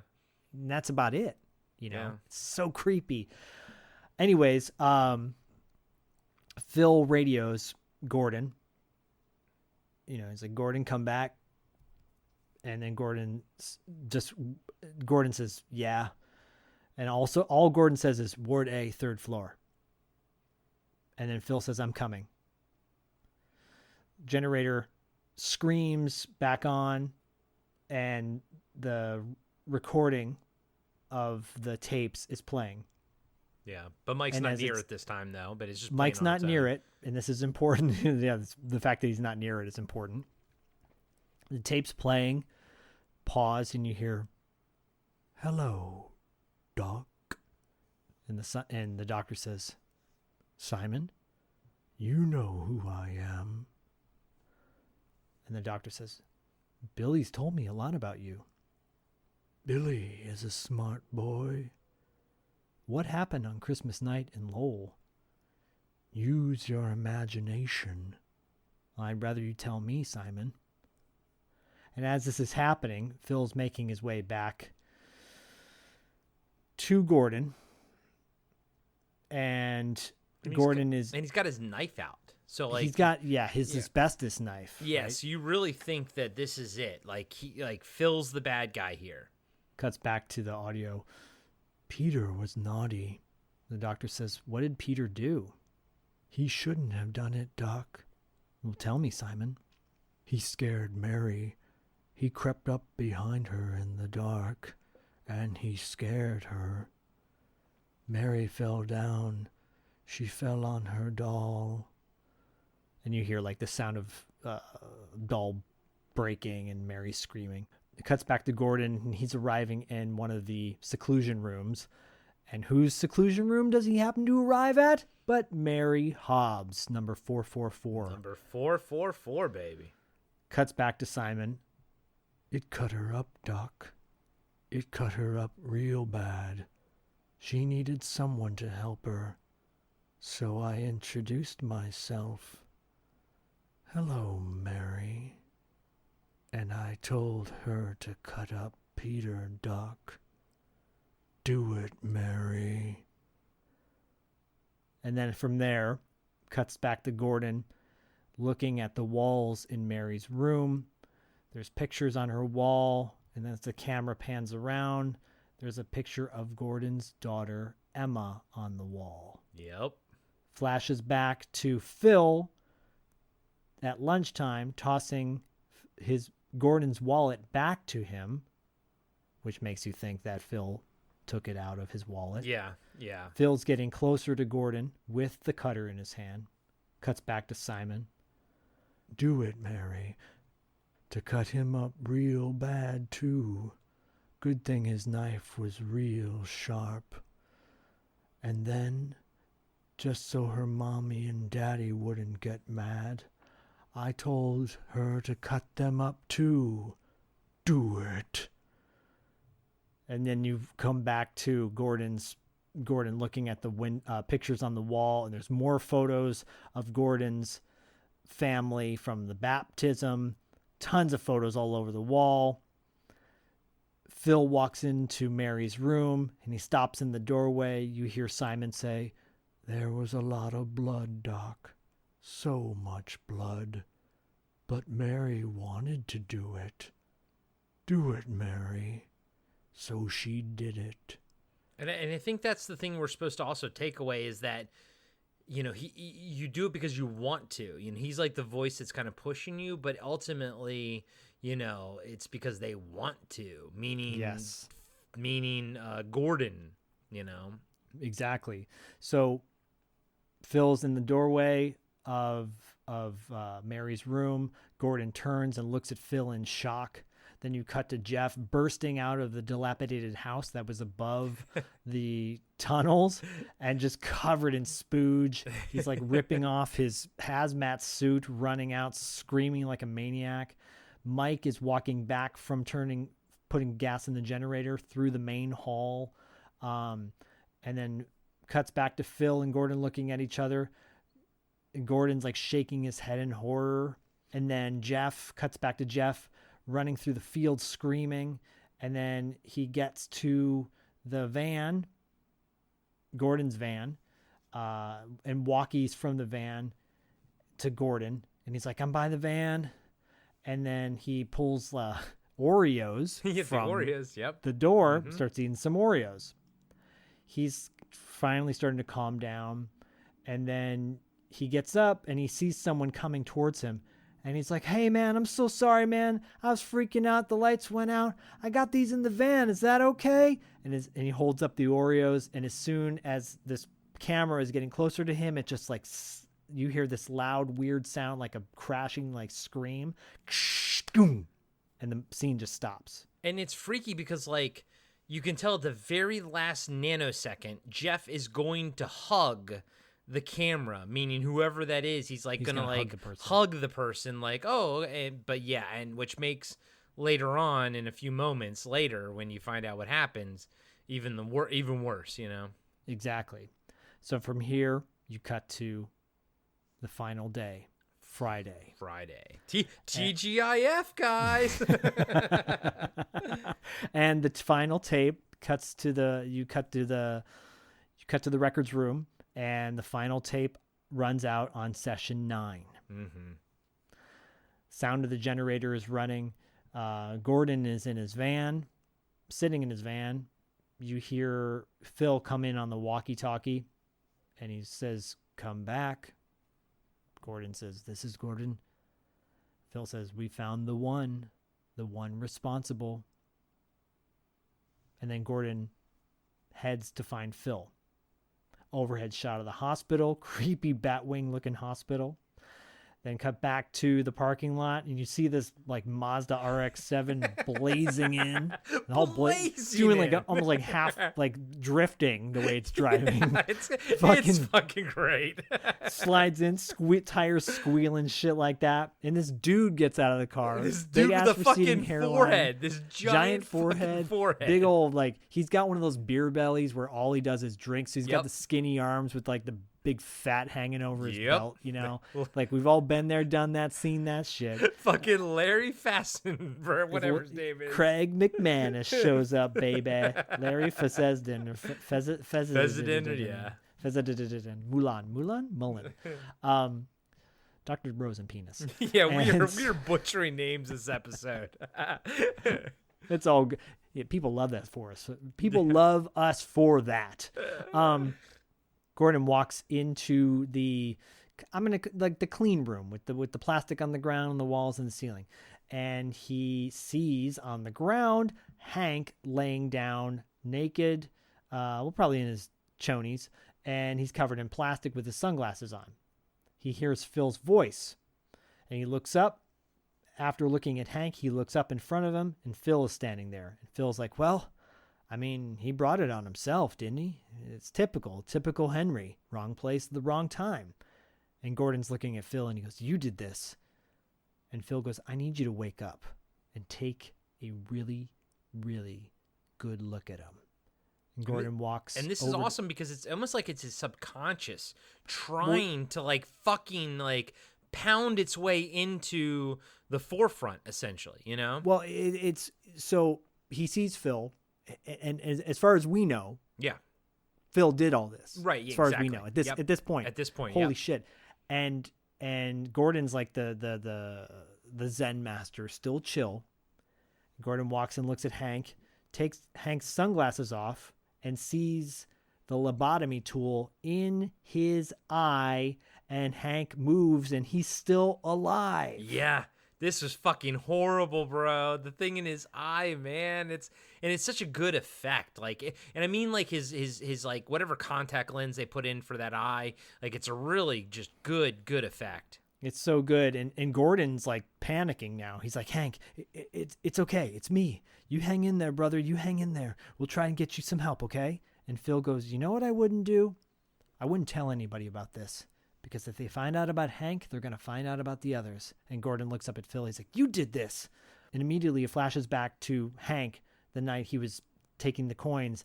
And whomever he ran into, he's like, hey, man, what are you doing here? And then it cuts back to Gordon. And he looks at Phil and he's like, you got those guys, didn't you? You hired those guys to do this. And Phil's like, Gordy, you are asleep. And Gordon's like, you hired those guys to kill him. You're asleep. Where are the others? Open your eyes. Where are they? You've got to wake up. You tell me where they are. Would you wake up? Tell me. Would you wake up? I am fucking awake, Gordon says. And right at that moment, you see McManus show up. He's like, hey, who are you talking to, man? Gordon? And like at that point, you see the camera it's like behind. the same shot or something, but yeah. Kind of same perspective of Craig looking at Hank, and where Phil was supposed to be, who he was just talking to, no one's there. Oh, and that is the reveal. Yeah. That it is Gordon who did all this shit. Phil is not there. And Craig's like, hey. But Hank is. Hank is there. Hank's there. Gordon's there. And Craig McManus just showed up. And he's like, who are you talking to, man? Gordon? And then he looks down. At this moment, he just realizes that Hank's laying on the ground. And Craig's like, hey, Gordon, I'm a little confused here, man. What is this? And as soon as he doesn't even have a moment to like really process, Gordon turns to Craig, grabs Craig in a chokehold, and pulls him down to the ground, like kind of knocks his head. Yeah, kind of so like he's kind of dizzy. Yeah, kind of like punches him in the side of the head or something like that. But he kind of disorients him a little bit. Pulls out the pipette from Hank's head. Yeah, and that was CGI, by the way. The thing really? Coming out of his head was CGI, and then it's CGI when he the next thing. Oh, cool. Happens, okay. I mean, it looks like one of those tricks where you like hide your hand. And, yeah, I thought it was too, but yeah, no, that was both times are CGI. cool. It's good CGI. It's what you should actually use CGI for. Yes, exactly. And so he takes the pipette out of Hank's head, and Hank's head like lifts off the ground and then falls back down. It's a great effect. And then Craig is like still kind of dazed, but he's still alert enough to kind of start squirming and yelling out, "No!" And you hear Simon say, "Do it, Gordon." And Gordon takes the pipette and jams it into Craig's eye. Yeah, and so like on the making of Fassbender or whatever was like, back then it was kind of interesting being like, okay, we're going to do this in post and kind of pantomiming things. But he's like, but nowadays all us actors are pretty much used to pantomiming things because everything is CGI now. But again, I want to reiterate, this is what CGI I think is used the best for when like you can't do the practical effect that well, or it would just cost so much more money to do the practical effect. Just use CGI here. This is the perfect use of it. That's all you got to do. Yeah. From here, it flashes back to Hank's night again. And Hank now, it's revealed, Hank now sees Gordon coming towards him. And Hank's like, "What are you doing here?" And Gordon's looking at him with his eyes kind of like half glazed over, almost like he's asleep. Yeah. And Gordon runs into him and like tackles him. Like you don't see what he actually does to him, but it just like cuts to the next scene. I like how you never see any of how he kills, essentially. Yep. And then you see a picture of Mary's face, a creepy picture of Mary's face. And you hear the doctor say, "Why did you do it, Simon?"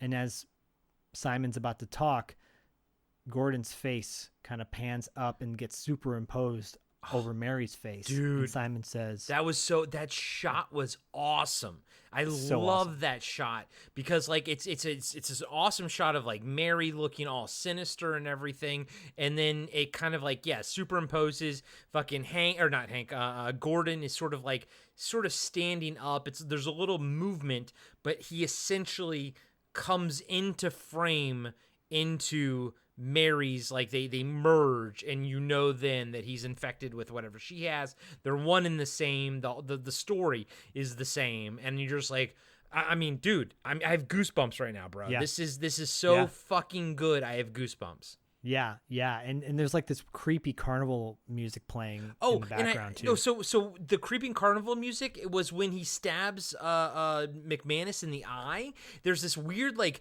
it's out of nowhere. It's like this carnival music, and I took it as like it's his brains just getting scrambled. It's totally. It's like they took this a sound that's just so weird and foreign or it should be weird and foreign in this moment and put it here because I took it as his brain is just the synapses are just firing, and it's just, oh my God. And almost, if anything, like that also makes it more sickening, Yeah, totally. And then you hear Simon after the doctor says, "Why did you do it, Simon?" And Simon says, "Because Mary let me, Doc. They always do." And then you flash back to Hank getting hit by Gordon. And then Simon's laughing, this creepy maniacal laugh. And then you see Phil in his looking at Gordon and going, "Gordy." He goes, if they find out about Hank, they're gonna find out about the others. And then you like that's Gordon's mind saying that. Yeah. But what Phil really does say, he's like, "Gordy, I found Hank, Gordy. He's hurt. And he said you did it to him. Is that true? Gordy?" And then he gets hit by Gordy. Now, the only thing I will take away is that, do you think Hank said that? Like, all we know is that Hank is saying, "What are you doing here?" So we're also supposed to believe that Hank also said that Gordon did this to me. It's a script thing. I feel like it's just a script thing, them trying to like just tie everything up. But it was the one thing that I kind of was like, yeah. But everything about this movie is so tight. There's so very little to like latch on to that doesn't work. So when something doesn't work, I'm kind of, it's so much more apparent, but that is a testimony to how well crafted this film is. Yep. No, you're right. And so like his subconscious is Phil talking to him, right? And after you kind of sort of see Phil get hit. It cuts to Phil's body on the ground in the clean room, dead. And you hear Gordon then say, "Who did this?" And then Phil says, "He brought it on himself, didn't he? Wrong place at the wrong time." And you see Mike, flashback to Mike when he's walking through the main hall after gassing up the generator, and coming up behind him is Gordon running towards him from behind. Fucking running at him with that fucking asbestos blade out. He runs at him and like literally, I love the fact that you don't actually see any of the hits connect, but fucking he like jumps and lunges and you're like, Jesus Christ, it's intense. He clobbers the back of his head. There's blood on the ground. And then it cuts to Mike's dead body on plastic. And then Gordon says, like he's talking to Phil in his mind, "Where are the others?" And Phil says, "Gordy, you are asleep." And flashes back to Jeff at the van when he sees Gordon approaching. Now you see Gordon walking towards the van, puts his hand up like, "I'm here." Yeah. And as Jeff opens his arms for the big hug, that's when Gordon knocks him out. Yeah, he does like a swipe, and it looks brutal. And again, your mind just fills in the blanks. And this is horror film, just master craftsmanship right here. So great. And then you cut to Jeff lying face down on the ground on plastic, which I think is cool because it's like you don't see what happened. No, which makes it even more intense. Yep, your brain fills in the blanks, baby. Right. And then you hear Phil's voiceover saying, "I need you to open your eyes now and wake up and remember." It flashes back to Gordon coming home to Wendy, and with the flowers and the GIF and the Oreos and the ba-ba-ba-ba-ba, and you hear Wendy saying, "Roses, they're lovely. What's the occasion, Gordon?" And you hear the sound of the boiling water, and then you hear Wendy scream out, "Watch out, Gordon, no!" And then you hear the sound of Gordon killing Wendy. You hear the dog barking. You hear the dog get killed. Then you hear the baby crying, and then you hear the baby get killed. And then you see shots of all the photos that got developed from the baptism and on, plastered on Mary's wall. And then you hear Simon say, "Do it, Gordon. Do it now." And then from there, you cut to Gordon on his broken cell phone in Mary's room, crying, calling Wendy, talking to Wendy, thinking he's talking to Wendy. And he's like, "Please don't hang up, please. I just want to say how sorry I am for what happened. I'm so sorry. I'm so lonely here. I want to come home. I want to hold you. I want to hold my baby. Can you forgive me? Can you forgive me?" And he's, on one hand, he's got the cell phone in one hand. On the other hand, he's got a hand on the wall, touching the picture of Wendy and Emma. And then it cuts to a panning shot overhead of the hospital. And you just hear the doctor say, "And where do you live, Simon?" And Simon says, "I live in the weak and the wounded, Doc."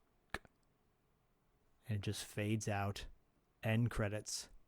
And that is the end of session 9. Jesus Christ. What an amazing film. What a wonderfully horrific film, but just beautiful at the same time.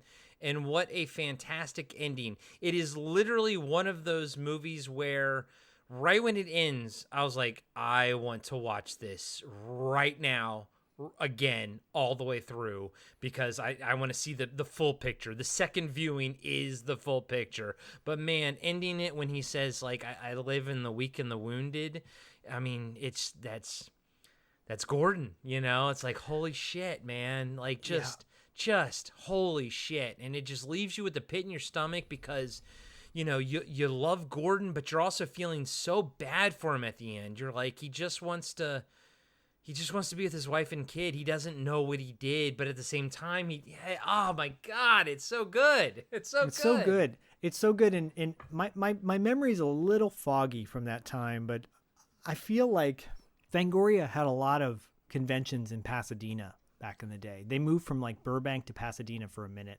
And my brother and I would go to those, and they would always do a screening of some movie. And I feel like they screened Session 9 that weekend of Van Gogh Weekend.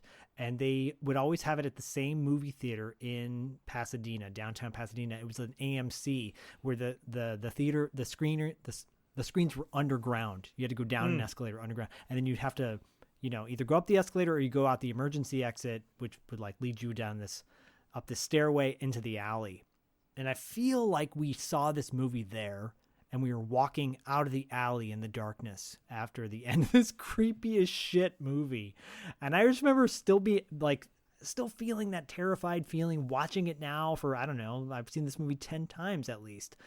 And I still get left with the same feeling. Like, this is such a quality, not beautiful, but beautifully horrific film. And definitely, in my opinion, one of the most underrated psychological horror films of the last 20, 30 years. Yeah.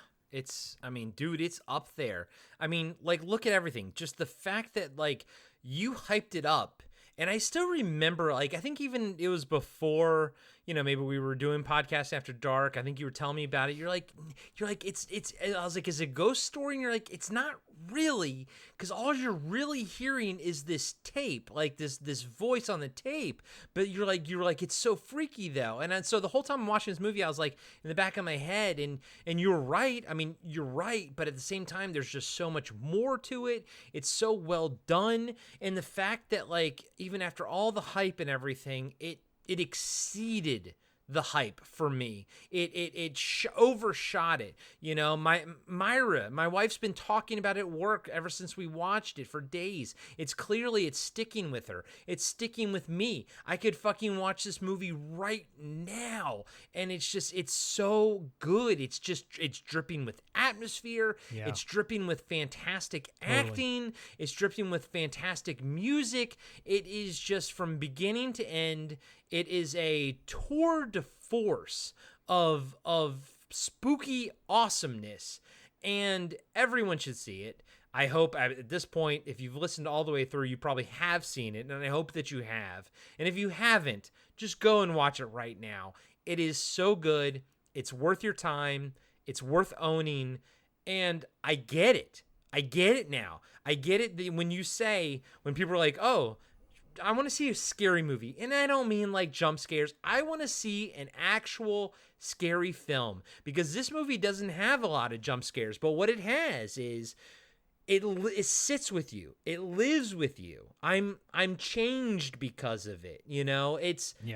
That is powerful filmmaking. And just the fact that, like, dude, you and I didn't really even joke much this episode. Like, we usually have our running gags and everything, but this movie deserves better than that. This movie deserves better than our tomfoolery on top of it. Yeah, I mean, outside of the hello, Corey. Wait, did you hear that? What was that? Something's coming through my headphones. What's going on? Where the hell's the records room? Besides that,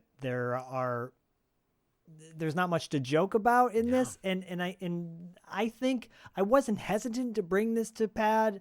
I was slightly, because so many of the movies that I bring tend to have some moments where, like, we can laugh our asses off because they're cheesy, Yeah. But this movie, in many ways, like, it definitely has an homage to Stanley Kubrick's The Shining, where it's all in his head, really, if you think about it, or is it? And I like maybe a modern day take on The Shining would be a fair way to say that, you know? Yeah. Which I think if someone's going to say this is a modern day version of Stanley Kubrick's The Shining, and I say Stanley Kubrick's because it's so different from Stephen King's book. Yeah. If this is a modern day version of Stanley Kubrick's Shining, that's a pretty damn good endorsement, because I think that film is a classic horror film. This movie, I hope we can give it a little more resurgence and push, because it definitely needs the attention. I guarantee you, if someone said to David Caruso now, what do you think about that movie? He's like, I'm proud of it now. You know, maybe Yeah. he wasn't back then because he had the ego going on and thinking he was king shit, which I could get, you know, because he was king shit for a minute. You know, but the cast is phenomenal. Like, we're looking at like real actors, not, you know, one-offs or teenagers that you know just wanted a fun film to do. It's like these guys are like, in my book, this is A-list acting. This is quality, 100% tight script. You called it, dude. The music, the script, the cinematography, everything clicks. All the location, dare I say, the best location ever for a horror film. Yeah. Ever. I mean, it rivals what, the Overlook Hotel, right? I mean, it's I mean, the fact that they didn't do a whole lot aesthetically to this film, and you can almost kind of tell what they added to it versus what was already existing. Yeah. The paint peeling on the wall is so terrifying. The catacomb tunnels, you know, like that creepy house that they just had for a split second that Jeff ran out of, you know, like all that shit, so terrifying. The cemetery. This is a film that I hope people will listen to this episode and go, wow, yeah, I'm going to watch it again and again and again. Yeah. So, enough said. I'm gonna buy it. Yeah, guys and gals, go pick up the Shot Factory version of this. And, you know, I mean, the only thing I can end this episode by saying is, if I could go back in time, of all the awesome things that I would do, you know, one of them would be to tell my younger self to grab one of those dusty DVDs of Session 9 and pop it in and watch it. I would tell myself, do that, because I am mad at myself for not having this in my life for the last 20 years. So that's it. It's Session 9, man. It exceeded the fucking hype. Wow. And you know what I else? hope when you, Damn, I was I going had to a say, great, I had a great segue for $2 late fee. God damn it! No, this is a segue for it. Trust me.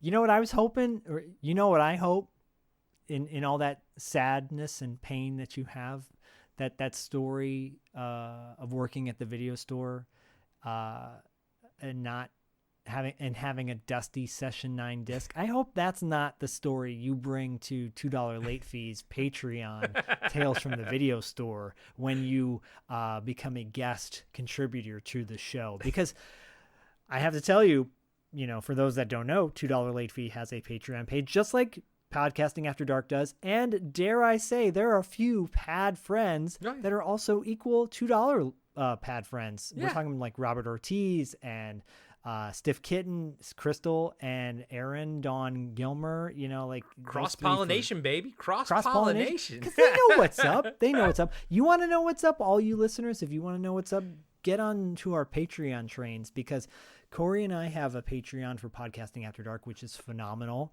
We have exclusive interviews on there with everybody from Rob Paulson, you know, the voice of Pinky and the Brain, Tony O'Dell. We have an upcoming one with Dee Dee Pfeiffer, which is fantastic. We have William Sadler. We have Tom Matthews. We have Jeanette Goldstein. We have Mark Ralston. We have an insane amount of stuff over there. An insane amount of interviews. The list can go on and on and on. It can fill a whole year. I think it does actually fill a whole, or then some. 2 years. Yeah, and we have our wrap-up show, which is really, really good. We always, it's always something that, if you like listening to us, which obviously you do because you've been listening to our show, it's a great like aperitif to our show at the end of the month, and we hit on some hot button issues, fun stuff. It's very free form, but it's a great show to check out. Yeah. And so our Patreon is great. $2 late fee has a Patreon with a bunch of exclusive silly stuff, and for those of you that listen to $2 late fee, you know that my co-host and I have a lot of fun and banter, and that carries over into Patreon. So, and if you're a patron of $2 late fee, then you heard me and Dustin on What Does Dustin Know, and I think that episode is What Does Dustin and Corey Know, and we recorded that right after doing the Wraith discussion and everything, and that was fun. But you guys also have Tales from the Video Store, right? And Yes. you worked at a video store. Dustin worked at a video store, correct? I worked at Video Man. He worked at Blockbuster. He worked at, and I worked at Big Wolf Video in Maryland. So I'm gonna go on that show, and I'm gonna talk about kicking people out, masturbating in there. I'm gonna be talking about the layer of dust that was on everything, and I'm super excited because you guys put on a great show over there, man. I had such a blast doing the Wraith thing with you guys. I am dying to do our next crossover event, and I know it won't be till next year and everything, but I had a blast with you and Dustin, dude. I think our dynamic, the three of us, like the three-way dynamic between us is really fucking good. And yeah, I think I have a lot of fun talking with you guys, and I hope you guys check out the What Does Dustin and Corey Know on $2 late fee. Yeah, we're gonna be dragging Corey on sooner than he thinks, actually, for Tales from the Video Store. I am always on board for that, my friend. And I will tell you, just a quick cheap plug for that. So we have a segment on there with the celebrity guests that we interview on $2 late fee. We just interviewed Jeff Canoe, the director of Revenge of the Nerds and Gotcha and True Beverly Hills and Tough Guys. This guy basically started out his interview saying, I'll burn that bridge when I get to it. So he tells some story. He has no problem burning bridges, talking mad shit. It's all truth.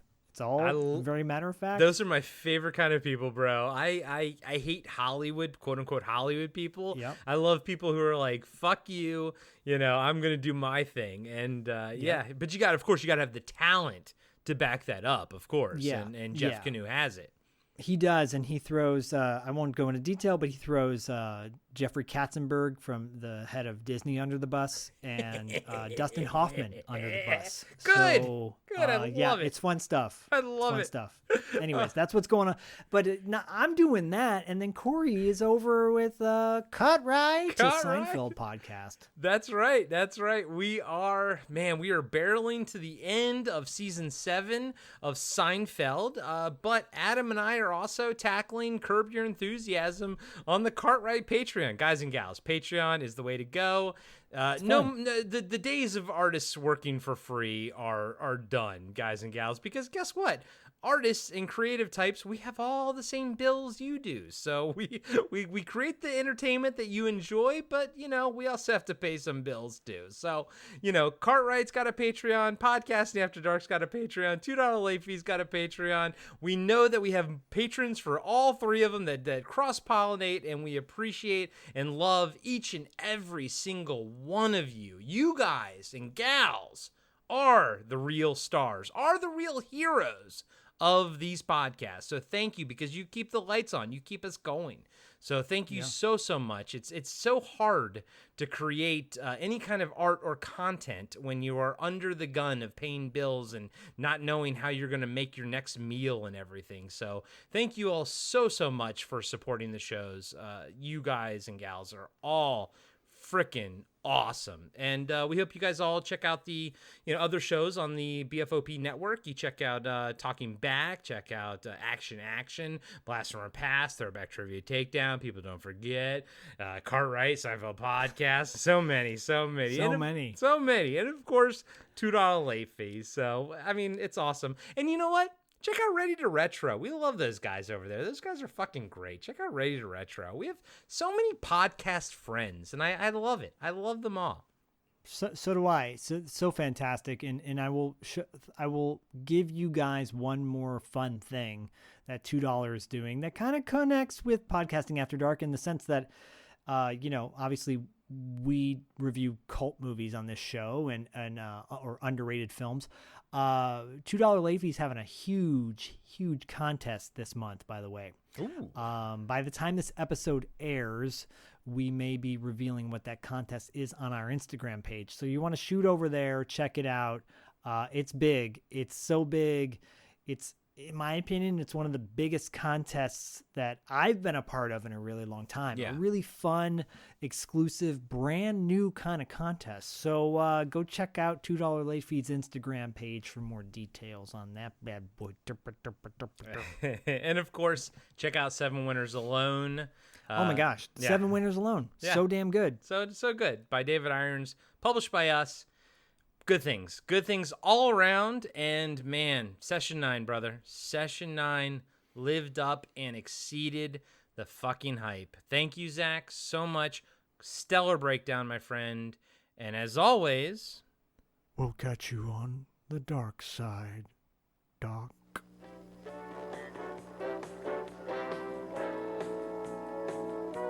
Join the Podcasting After Dark Patreon community to unlock exclusive monthly content like cast interviews and a fan feedback show. Plus, you get every regular episode of Podcasting After Dark completely ad-free. You can also support the show by rating and reviewing us 5 stars on Apple Podcasts and by recommending us to your friends. Finally, make sure you follow us on Reddit, Instagram, and Facebook for news and updates about future episodes. Just search for Podcasting After Dark.